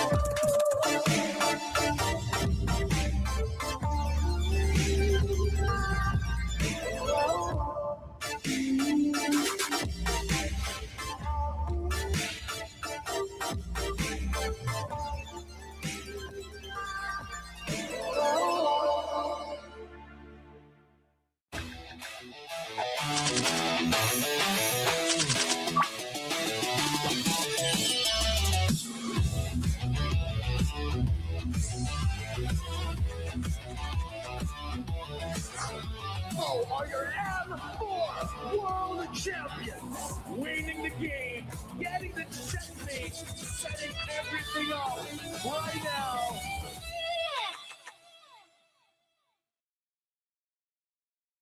Welcome to the M7 Carnival, legend. You traveled all the way to the Land of Dawn?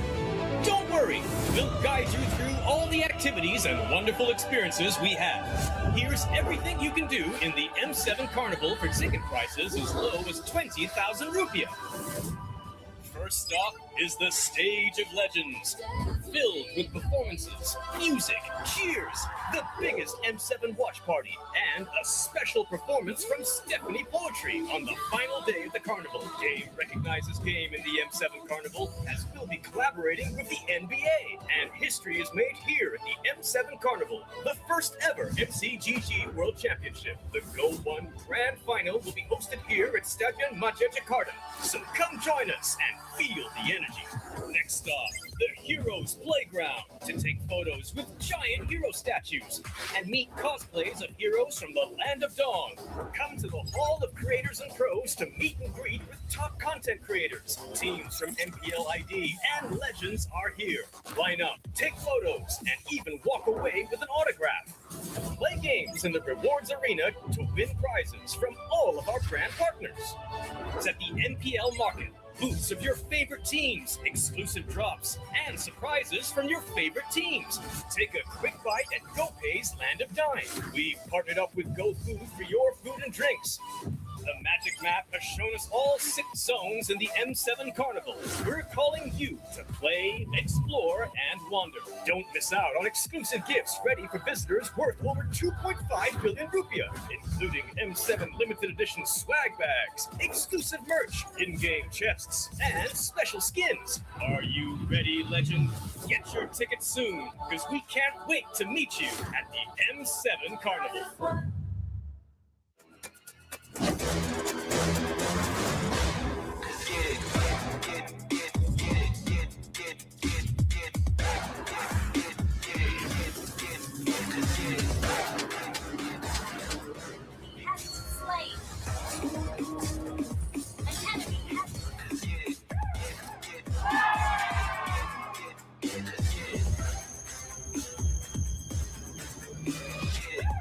Realme 15 Pro M7 official gaming phone.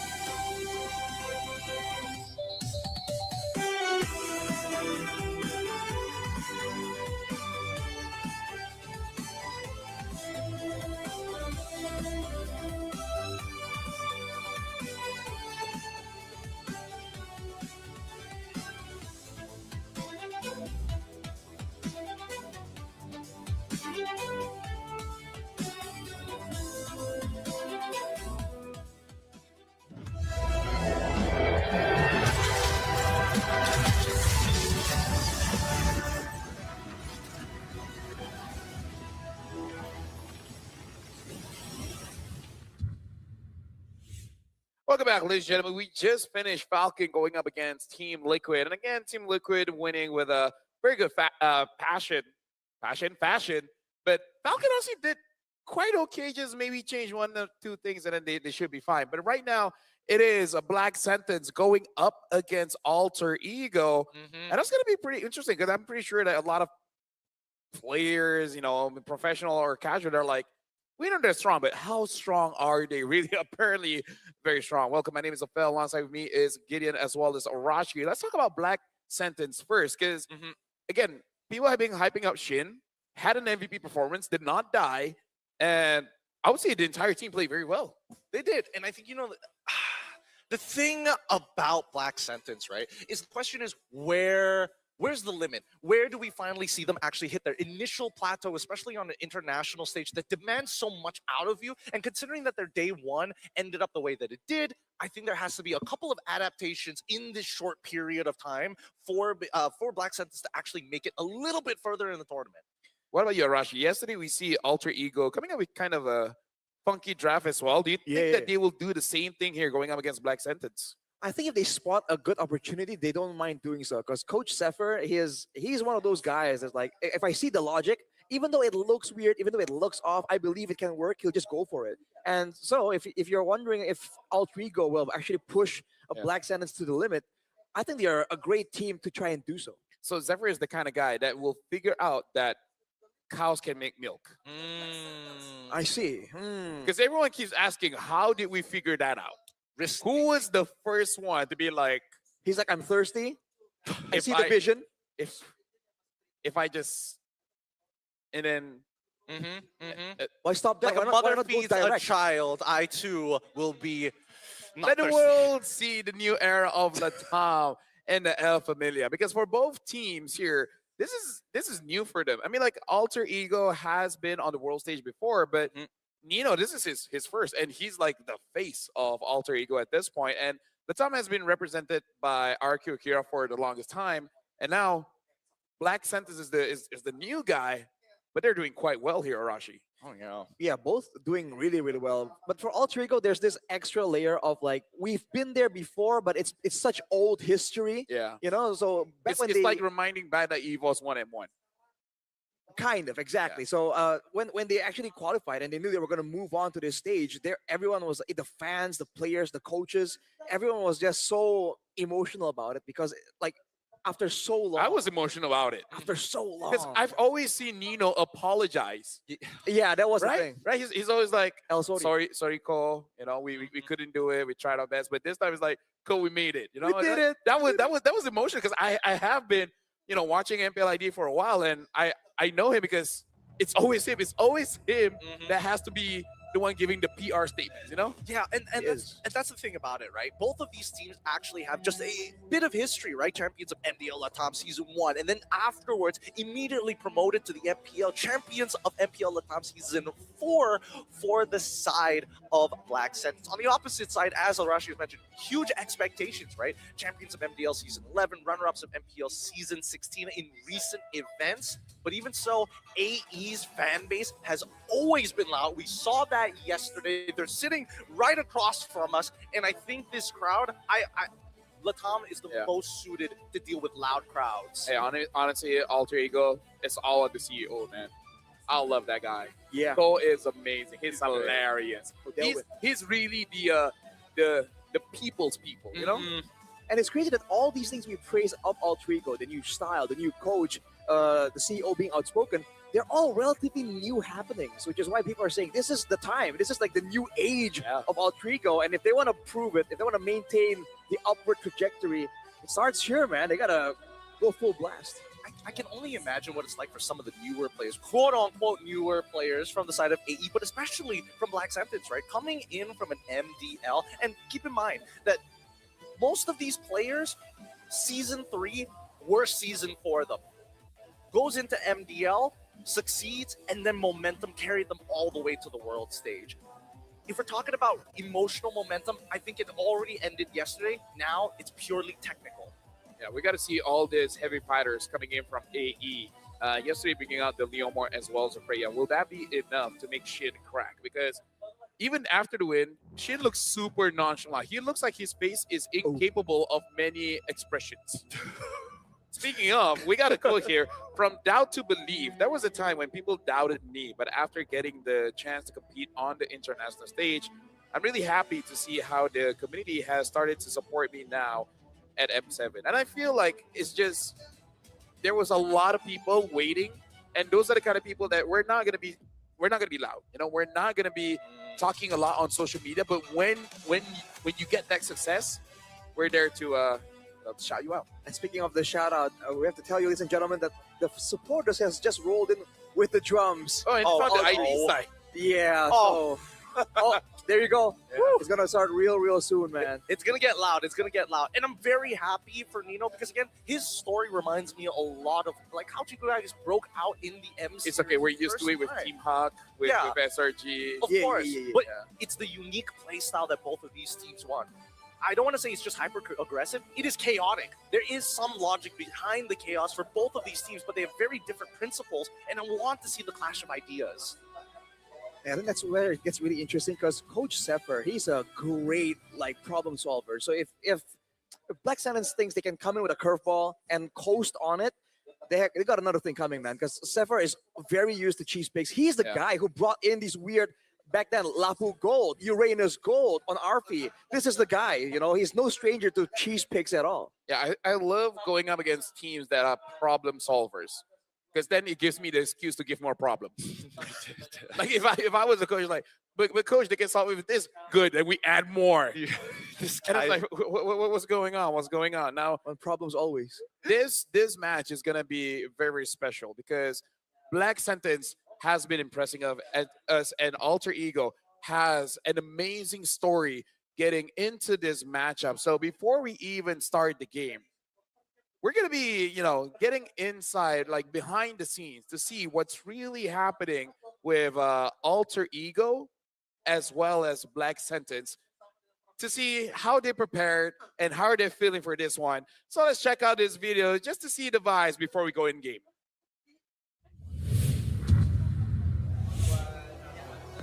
Hello everyone. So today I am with Nino and Yazuke. I don't know how prepared they are for this, but according to my boss, they will be teaching me Bahasa Indonesia. Yeah. Oh, you will be teaching me some words. Yeah, Words. teaching. Words? Little. Yeah. Okay, just a little. Okay, so what's the first word?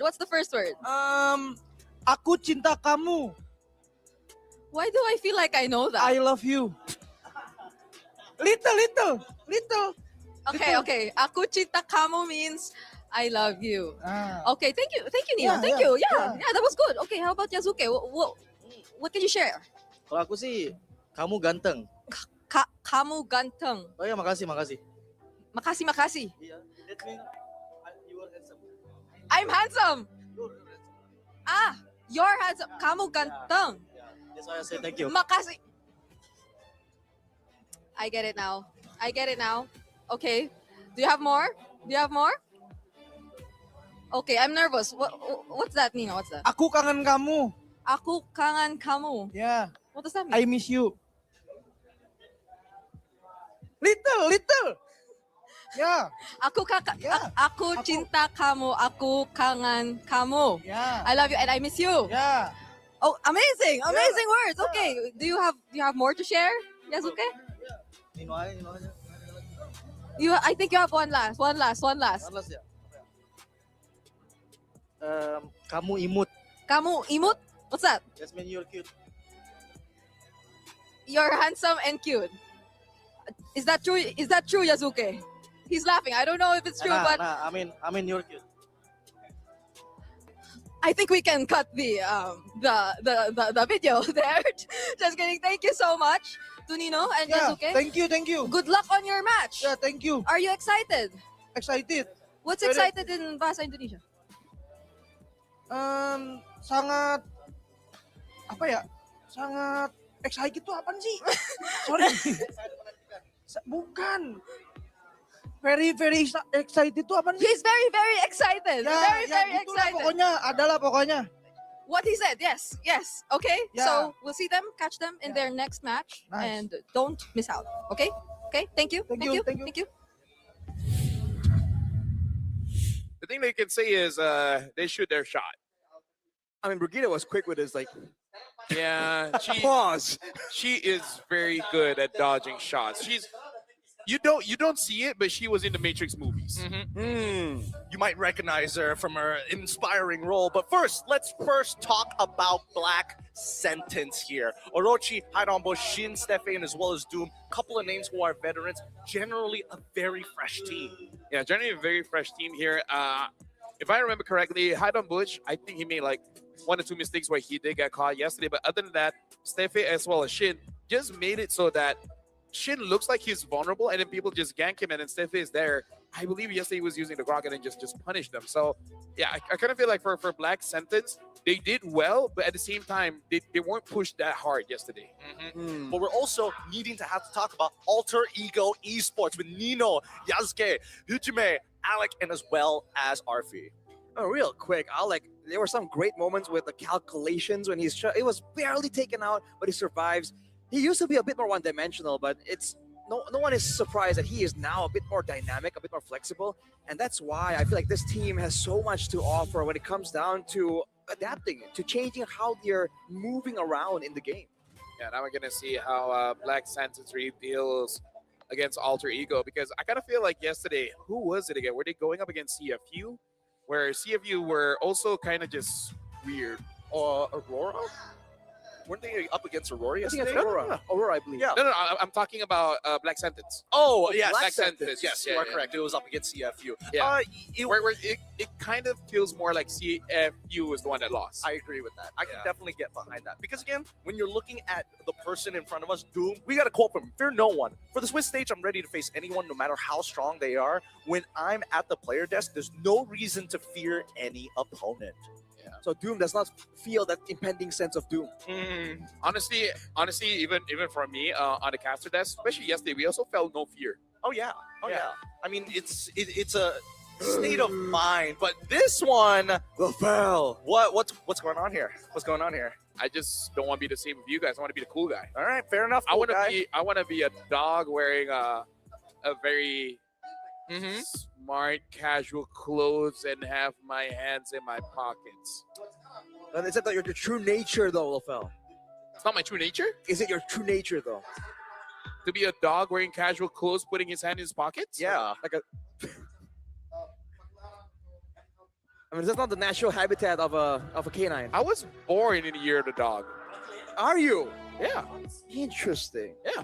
He is. Yeah. I had to double check that for a moment. I had to think about it. Of course, you know the exact. Yeah, that's why I had to think about it. What do you mean? You guys are the same race. Hey, look, it's important to know the year, all right? The year and the month makes a difference as we look at the map reveal. It changed your destiny. It will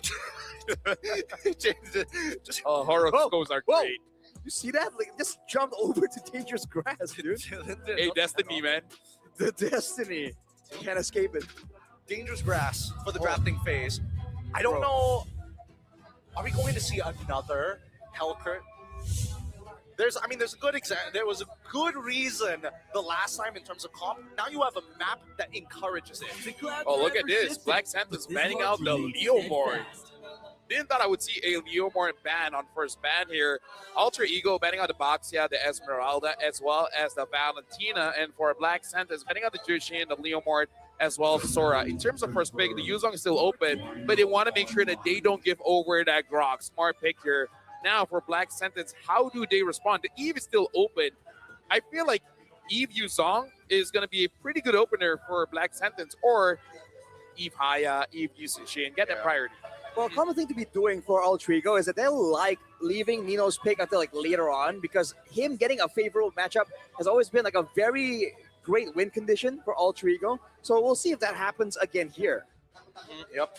We need to see those first two picks coming in from the side of Black Sentence, right? Do they want to go with that opening, or do they want to just make sure, you know what, power picks are going to be good anyways. We let the Grok through on purpose. We got a bigger plan. That's going to be the Yishin Shin lock-in with a 67% win rate overall in the tournament. There we have it, the Eve. And I feel like at this point, Alter Ego, they might be going for either a Lance Haya and then probably picking up the Yuzong if they have that in their toolbox. If they really want a winning matchup, I don't think there's a lot that can really deal with the Yuzong other than, I don't know, an Alice. Right. Even then, in the laning phase, that's quite a brutal matchup too for the Alice even. So, have to wait and see. The Farsa is actually what's shown first here. Good artillery battle. Is throwback to what season 8 with a long range, but the Claude that's been so popular here, taken by Alter Ego. I actually like the Claude as well as the Farsa pick because they actually do well against the openings of Black Sentence. They do extremely well, and I think the best part about this is the fact that it's just like, not only am I like taking away potential counter picks, but at the same time I've set this up basically perfect for the side of AE. A strong Grok opener, finding a counter pick into the Eve, but at the same time still having the same level of scalability. Hilda going to be the final pick here in the first phase as we move on into the second ban phase. I don't really see the logic behind the Hilda pick, to be honest. No one can really be hardcore bullied just yet. They might be trying to force Yazuki away from assassins. That might be the idea. But again, he has fighters in his arsenal, so this is a very expensive maneuver from BSE, and we'll see if it pays off. Yeah, I kind of feel like if they pick up Hilda here, they can actually ban out the EXPs and then force them to use. If they can use Assassin, they already counter. If they use Fighter, then the usage might be free.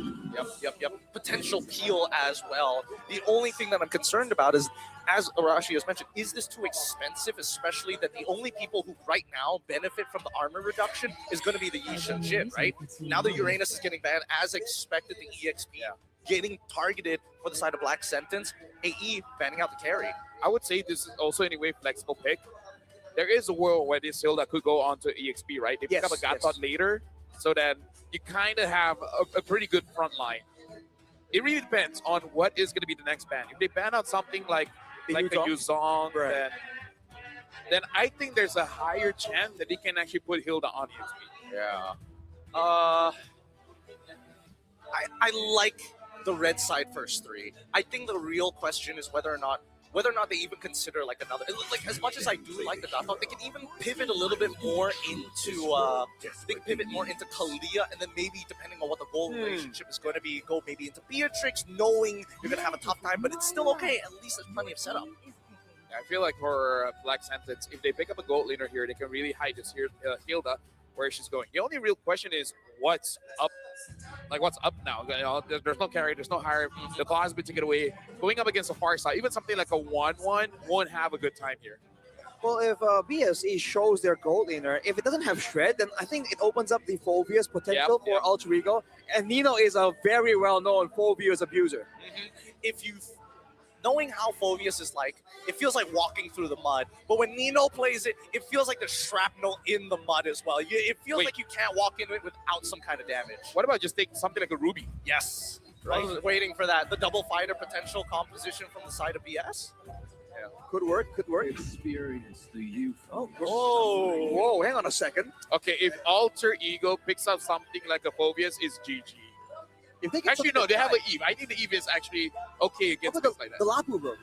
Yeah, either or. Like Lapu goes in, Yves, Granger, and Yushin all have to just back away. True. Honestly, even something like an Alice. That's actually quite a lot of EXPs. Yeah, Alice would work too. Yeah.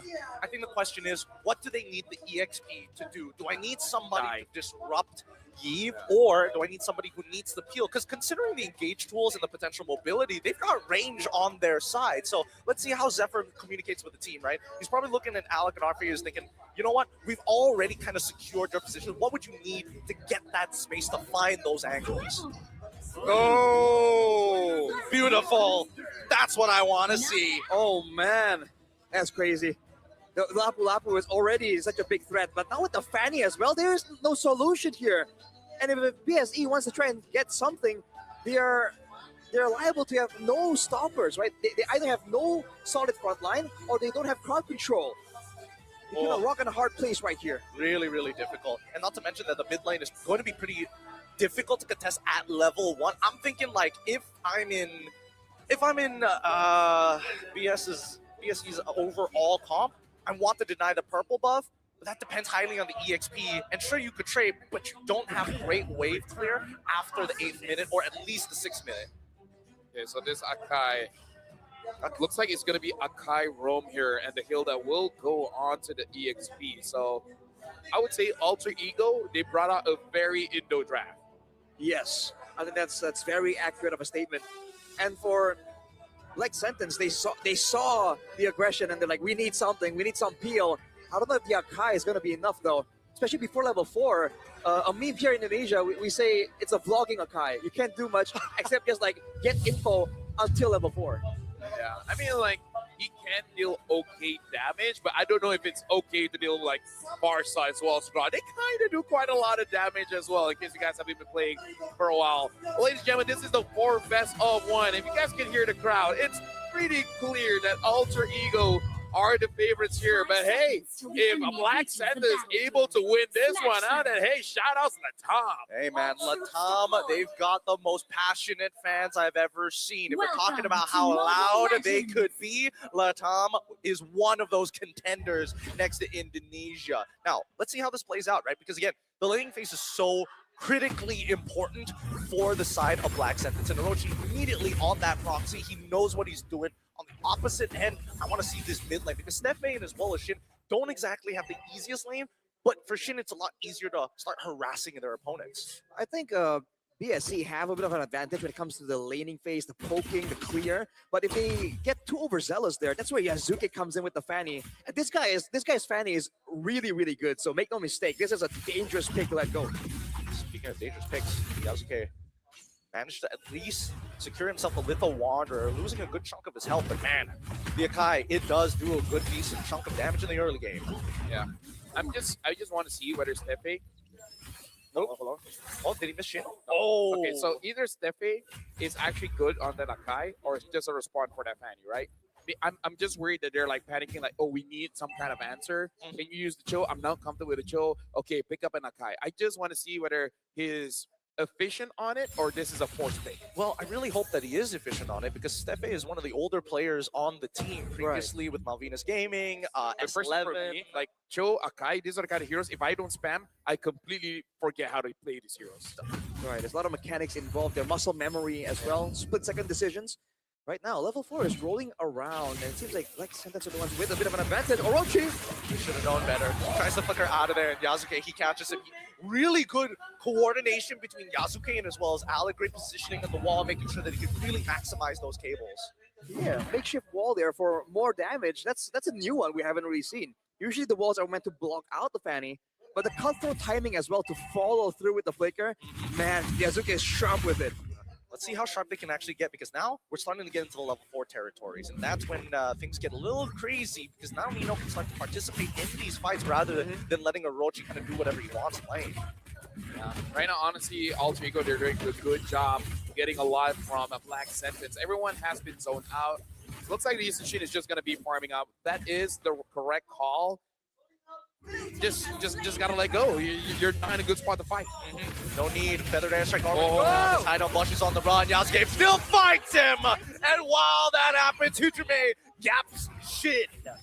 That's crazy. We see them respect Alter Ego's aggression, but but okay, Yasuke manages to get. He is crispy with it. Look at those U-turns. Almost died though. Tech charge. Doom will not be able to get that kill. Alter Ego just showing Black Sentence the good old Indonesian aggression. Oh yeah, I love it. Man, you just hear Shinzo Sasageyo whenever he just flies by, man. It's so good right now. Alter Ego, they know they want to be aggressive, and despite Black Sentence trying to respect it and play around it, Alter Ego are just finding situations. They latch on to the purple buff, to the turrets, to the stuff that Black Sentence can't ignore. Oh! Dive on towards the side. The cutthroat comes through, but it's just not enough. Another flicker out. A potential punish in. Manages to walk away from the feathered airstrike at least. He's starting to create, at least for Hujime, a pretty huge lead in terms of raw EXP, denying Shin actually any income from walking up to the lane. And actually, if you look at the emblems earlier for Hujime, he went with the Bargain Hunter. So despite being a vulnerable hero, he recognizes that with the composition at hand, Black Sentence are going to have their hands full trying to play defensive instead of going at him. But look at Nino 1v2. And now he's got Alec to back him up. Gets hit by the turtle ball. Oh, the mighty swing hits 2. And Alec tech charges 3 to bail Nino out of there. Oh, it's not over yet. Yasuke tries to find someone. Shin is there, has to flicker out. Looks like it is going to be safe. Yasuke does not have the energy for it. I hear the Jaws theme. I know it's not playing on stream right now, but I can hear it loud and clear in my head because you can just see Yasuke. He wants to get in there. He really wants to take him out. And Stefe manages the body slam out of there just in that time, but still a missing and stolen orange buff. This Gronk is such a big problem for Black Sentence. They can't really afford to take a tech charge right now. And so despite the tools that they have, they can't really do much because of the threat from Ultrico being that much higher. Yeah, this is the problem. If you give a team from Indonesia strong mid duo, hide on Bush, has to get away. Oh, and Hujime finds the cleanup. Stefe, the next to fall. Nino sets it up. Hujime knocks him down. Might be too early, but it seems GG, man. Well, I don't Dude. think it's completely unplayable just yet. They still have their T1s up. But look at Talia just I mean- standing there, dude. I mean, for now. Now, I'm saying it's like GG just because both Shin and Haidon Bush is having such a hard time. And Doom is not having an easy time either. And they know he doesn't have his flicker backup as well. man. His flicker comes up in 5 AE, keeping every cooldown on lock. The layup, dude, immediately just juggling the aggro, going for the burst damage. The communication in between this team is just so good right now. You can tell from how they are playing. It seems like there's no words needed. No! Abandon now! I mean, RP, he's taking a side Oh, of yeah. this, but he hasn't taken it at the very end. Hujime wants it, tries to outplay it, flickers out of there. One more, and Doom gets the shutdown on Hujime. At least they're on the board now, right? I think he has Kai Piercer, so that's good. Because without it, Granger really does nothing. Oh, yeah. I mean, Hujime had it coming, dude. Yeah. He is so disrespectful. no. Oh, man! Tech charge, beautiful setup here, as once again, Alter Ego have gotten underneath the skin of Black Sentence, owning their jungle, taking every buff as it spawns. Well, I know who's my MVP. Oh boy, Haidon Bush, he's trying his best here, but Alex completely zones him off. Like Lotell mentioned, this Grok is too big of a problem. Actually, first item, the Chastise Baldron as well. Wow. Yeah, probably wants that heal and make sure that Haidon Bush has a very slow attack animation. You do see in Indonesia, that's a thing, you know, even without like attack speed heroes on the other side, the healing alone makes it value Yeah. because you can bait so many things. But ooh, Yasuke, definitely in the back of the minds of Black Sentence whenever they're on the map, especially Haidon Bush along with Orochi. No real easy crowd control there. They always have to think twice before moving up. It's a nerve-wracking situation for them, because again, BSE, they don't want to make any more mistakes from this point onwards. They're already down by 5,000 gold, and the tech charge connects, feathered airstrike into the mighty swing, the layup after layup after layup. Disgusting. Maybe a bit of mercy. You know, just you know, let them breathe. I don't know, man. Game. Ultrico is not known to be the merciful team. Whenever they're winning, they just start yelling, Bantai! I mean, it's so true. Have you seen how dedicated the fans are? If they're not playing for themselves, they got to reward the investment of these 100 people, and 4 of them with drums. I think it's 3. It's usually 3, I think. One big one. There's a snare drum in there somewhere. They have a whole like setup, man. It's too much. It's too much. But right now they're silent because they're waiting for the next play to occur. And Stefe, he's got to be so careful. Actually, at this point, if you want to win, who has the better fans, right? You just have to bring a podcast setup. Oh. Big gets caught there. Looks like he's going to get taken out by Haidon Bush. Yasuke tries to find an angle. Haidon Bush is the target. Just gets taken down by Orochi. Doom dealing damage from behind. Steph is still staying under the turret after he gets a double kill. And now Doom waiting for an opportunity, but looks like Alter Ego overstepped their welcome. 2 for 2 trade. And honestly, considering that Black Sentence has been so far behind, this is a pretty big win for them. The gold lead barely changes. 6.2k at this point. They take out Yasuke to hopefully try and get Haidon Bush back into the game, but since they traded 1-for-1, he's still going to be 3 levels down, and now Orochi getting gunned down too. Force the flicker immediately. Black Sentence not allowed to have any tools available for the offense. That was definitely an overextension though by Ultrico, and something that they're known to do a lot less nowadays, but it used to be almost their identity. But as far as the structural damage goes, Ultrico are just being so efficient right now. Even without a Lord, Black Sentence are having structures falling left and right. Oh yeah, they are snowballing like crazy. Stefe has already been found out. Good thing Yasuke was able to spot it out. Good tech, Nino going in with the bravest fighter right now, but he's locked against the wall. Unfortunately, oh wait, the tech charge comes on through to set up for the real world manipulation. Shin at least tries to disengage him, but Hide-On Bush ends up dying anyways, so the Blazing Duet is more than enough, but doesn't find any heads. None on the chopping block. If only Doom had 2 more stacks on the Sky Piercer, I feel like he could have gotten the kill. Yeah, he could have. He could have. I mean, the what if game, man. If my grandma had wheels, she would have been a bike, but she isn't. So, unfortunately, Black Sentence. Oh, wait, he didn't have it? He just bought the Sky Piercer. We all assumed he had it this entire time. Did he not? He At went 9 minutes? He went Malefic Roar second item. Hunter Strike, Malefic Roar second item. He was trying to be cost efficient. Oh wow. Wasn't willing to take the risk. I mean, I guess he didn't get that many kills, so it doesn't Exactly. matter. They didn't lose out on too much, so maybe that's the wise move. But look at the macro play here with Yazuki being so mobile. There's not much Black Sentence can do. Maybe trade the Lord for a pickoff. That's about the only play available. And I think even if they do that, they'll still be at a losing situation no matter what. So Black Sentence just have to take it on the head, right? Take their licks, walk away, focus on scaling and getting Hide-On Bush into a better position at the very least. Because Shin, he's scaling up nicely, but he doesn't have the EXP, so he doesn't have the base damage to really bring the full effect of Eve. And this Eve is just under so much pressure so far with the tech charge, with the Fanny, the cutthroats, that Shin we haven't seen a lot of long channeled real world manipulations. All Trico are quite literally just running over Black Sentence, and here we go again, another Pauldron. I gotta say, it hurts for 2 things. Number one, Akai fleeting time, okay. And 1 item on Hide-On Bush. Not really looking all that great. Help. I mean, he's trying his best. He's got 2 Legion swords, but he can't afford a BOD. They're too expensive. Oh my goodness. His economy is crazy. His economy is crazy. He's got hidden gold somewhere. Maybe crypto. Who knows? Hijime now with the lightning trunch. They can do it one more time. But now the heavy spin comes on the RP side. He gets out just in time. Without the BMI. Orochi could not finish him off. And here comes Yasuke coming to clean them up. Finds 1 in Orochi and Doom. And now the rest back away. They need to get the inhibitors as they need to defend. Black Sentence trying their absolute best here. Feathered Airstrike off a cooldown. Shin gets blasted. Flickers out before the last connection. Oh, wow. In the end, it's only 1 base turret. Black Sentence, all things considered, have defended well, but they're 10k gold behind.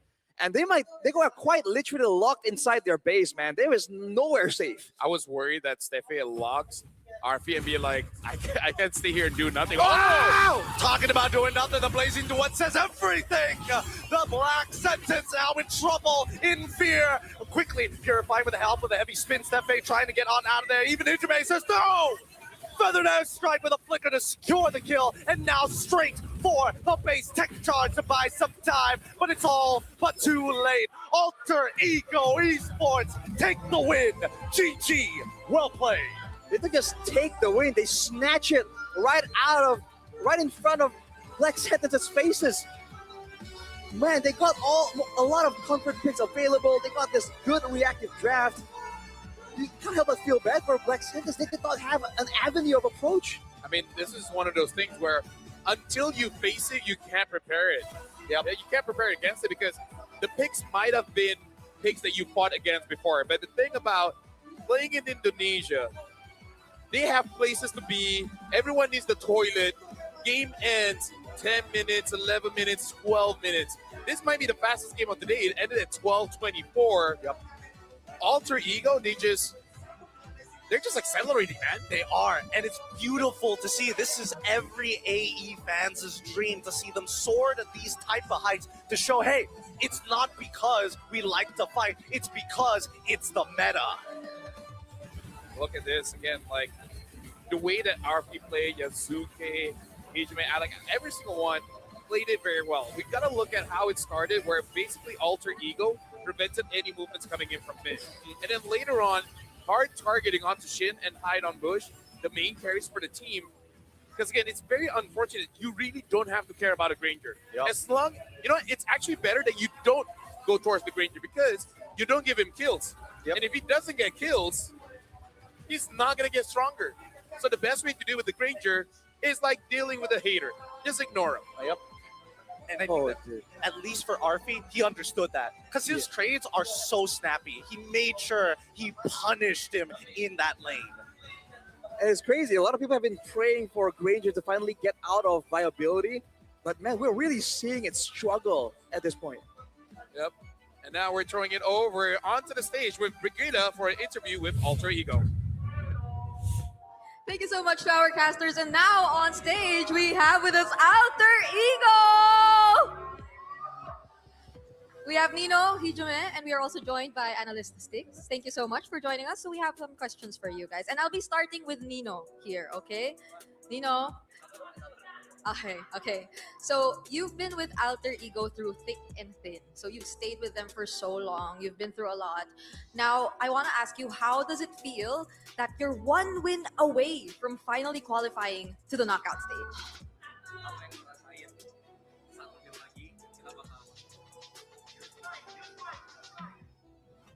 Bahasa Indonesia aja ya bang. Yang aku rasain justru senang banget sih karena kita kerja keras juga kan sebelum M7. Artinya apa? Okay, Nino said like he was so happy, like we've been practice so hard. Jadi perjuangannya nggak sia-sia aja.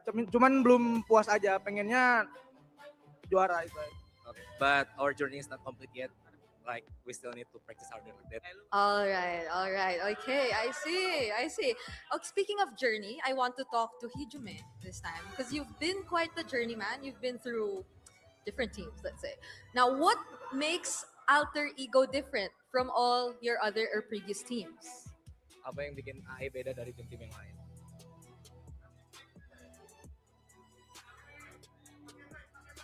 Mungkin bedanya di kita itu perang terus dibanding tim lain. Kan kalau tim lain kayak save doang kan kalau di turnamen. Mungkin kita tabrak terus biasanya.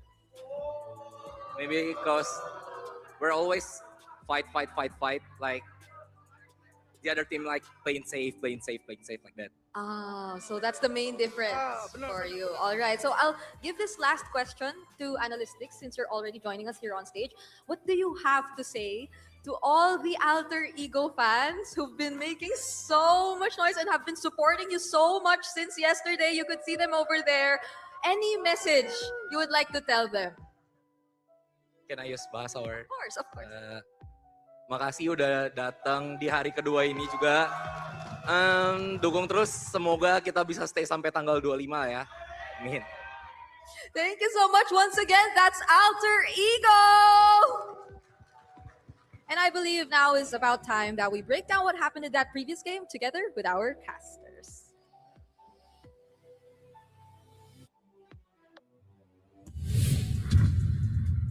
Thank you very much, Brigida. And speaking of, does Alter Ego have a specific name for the fans, like split personalities?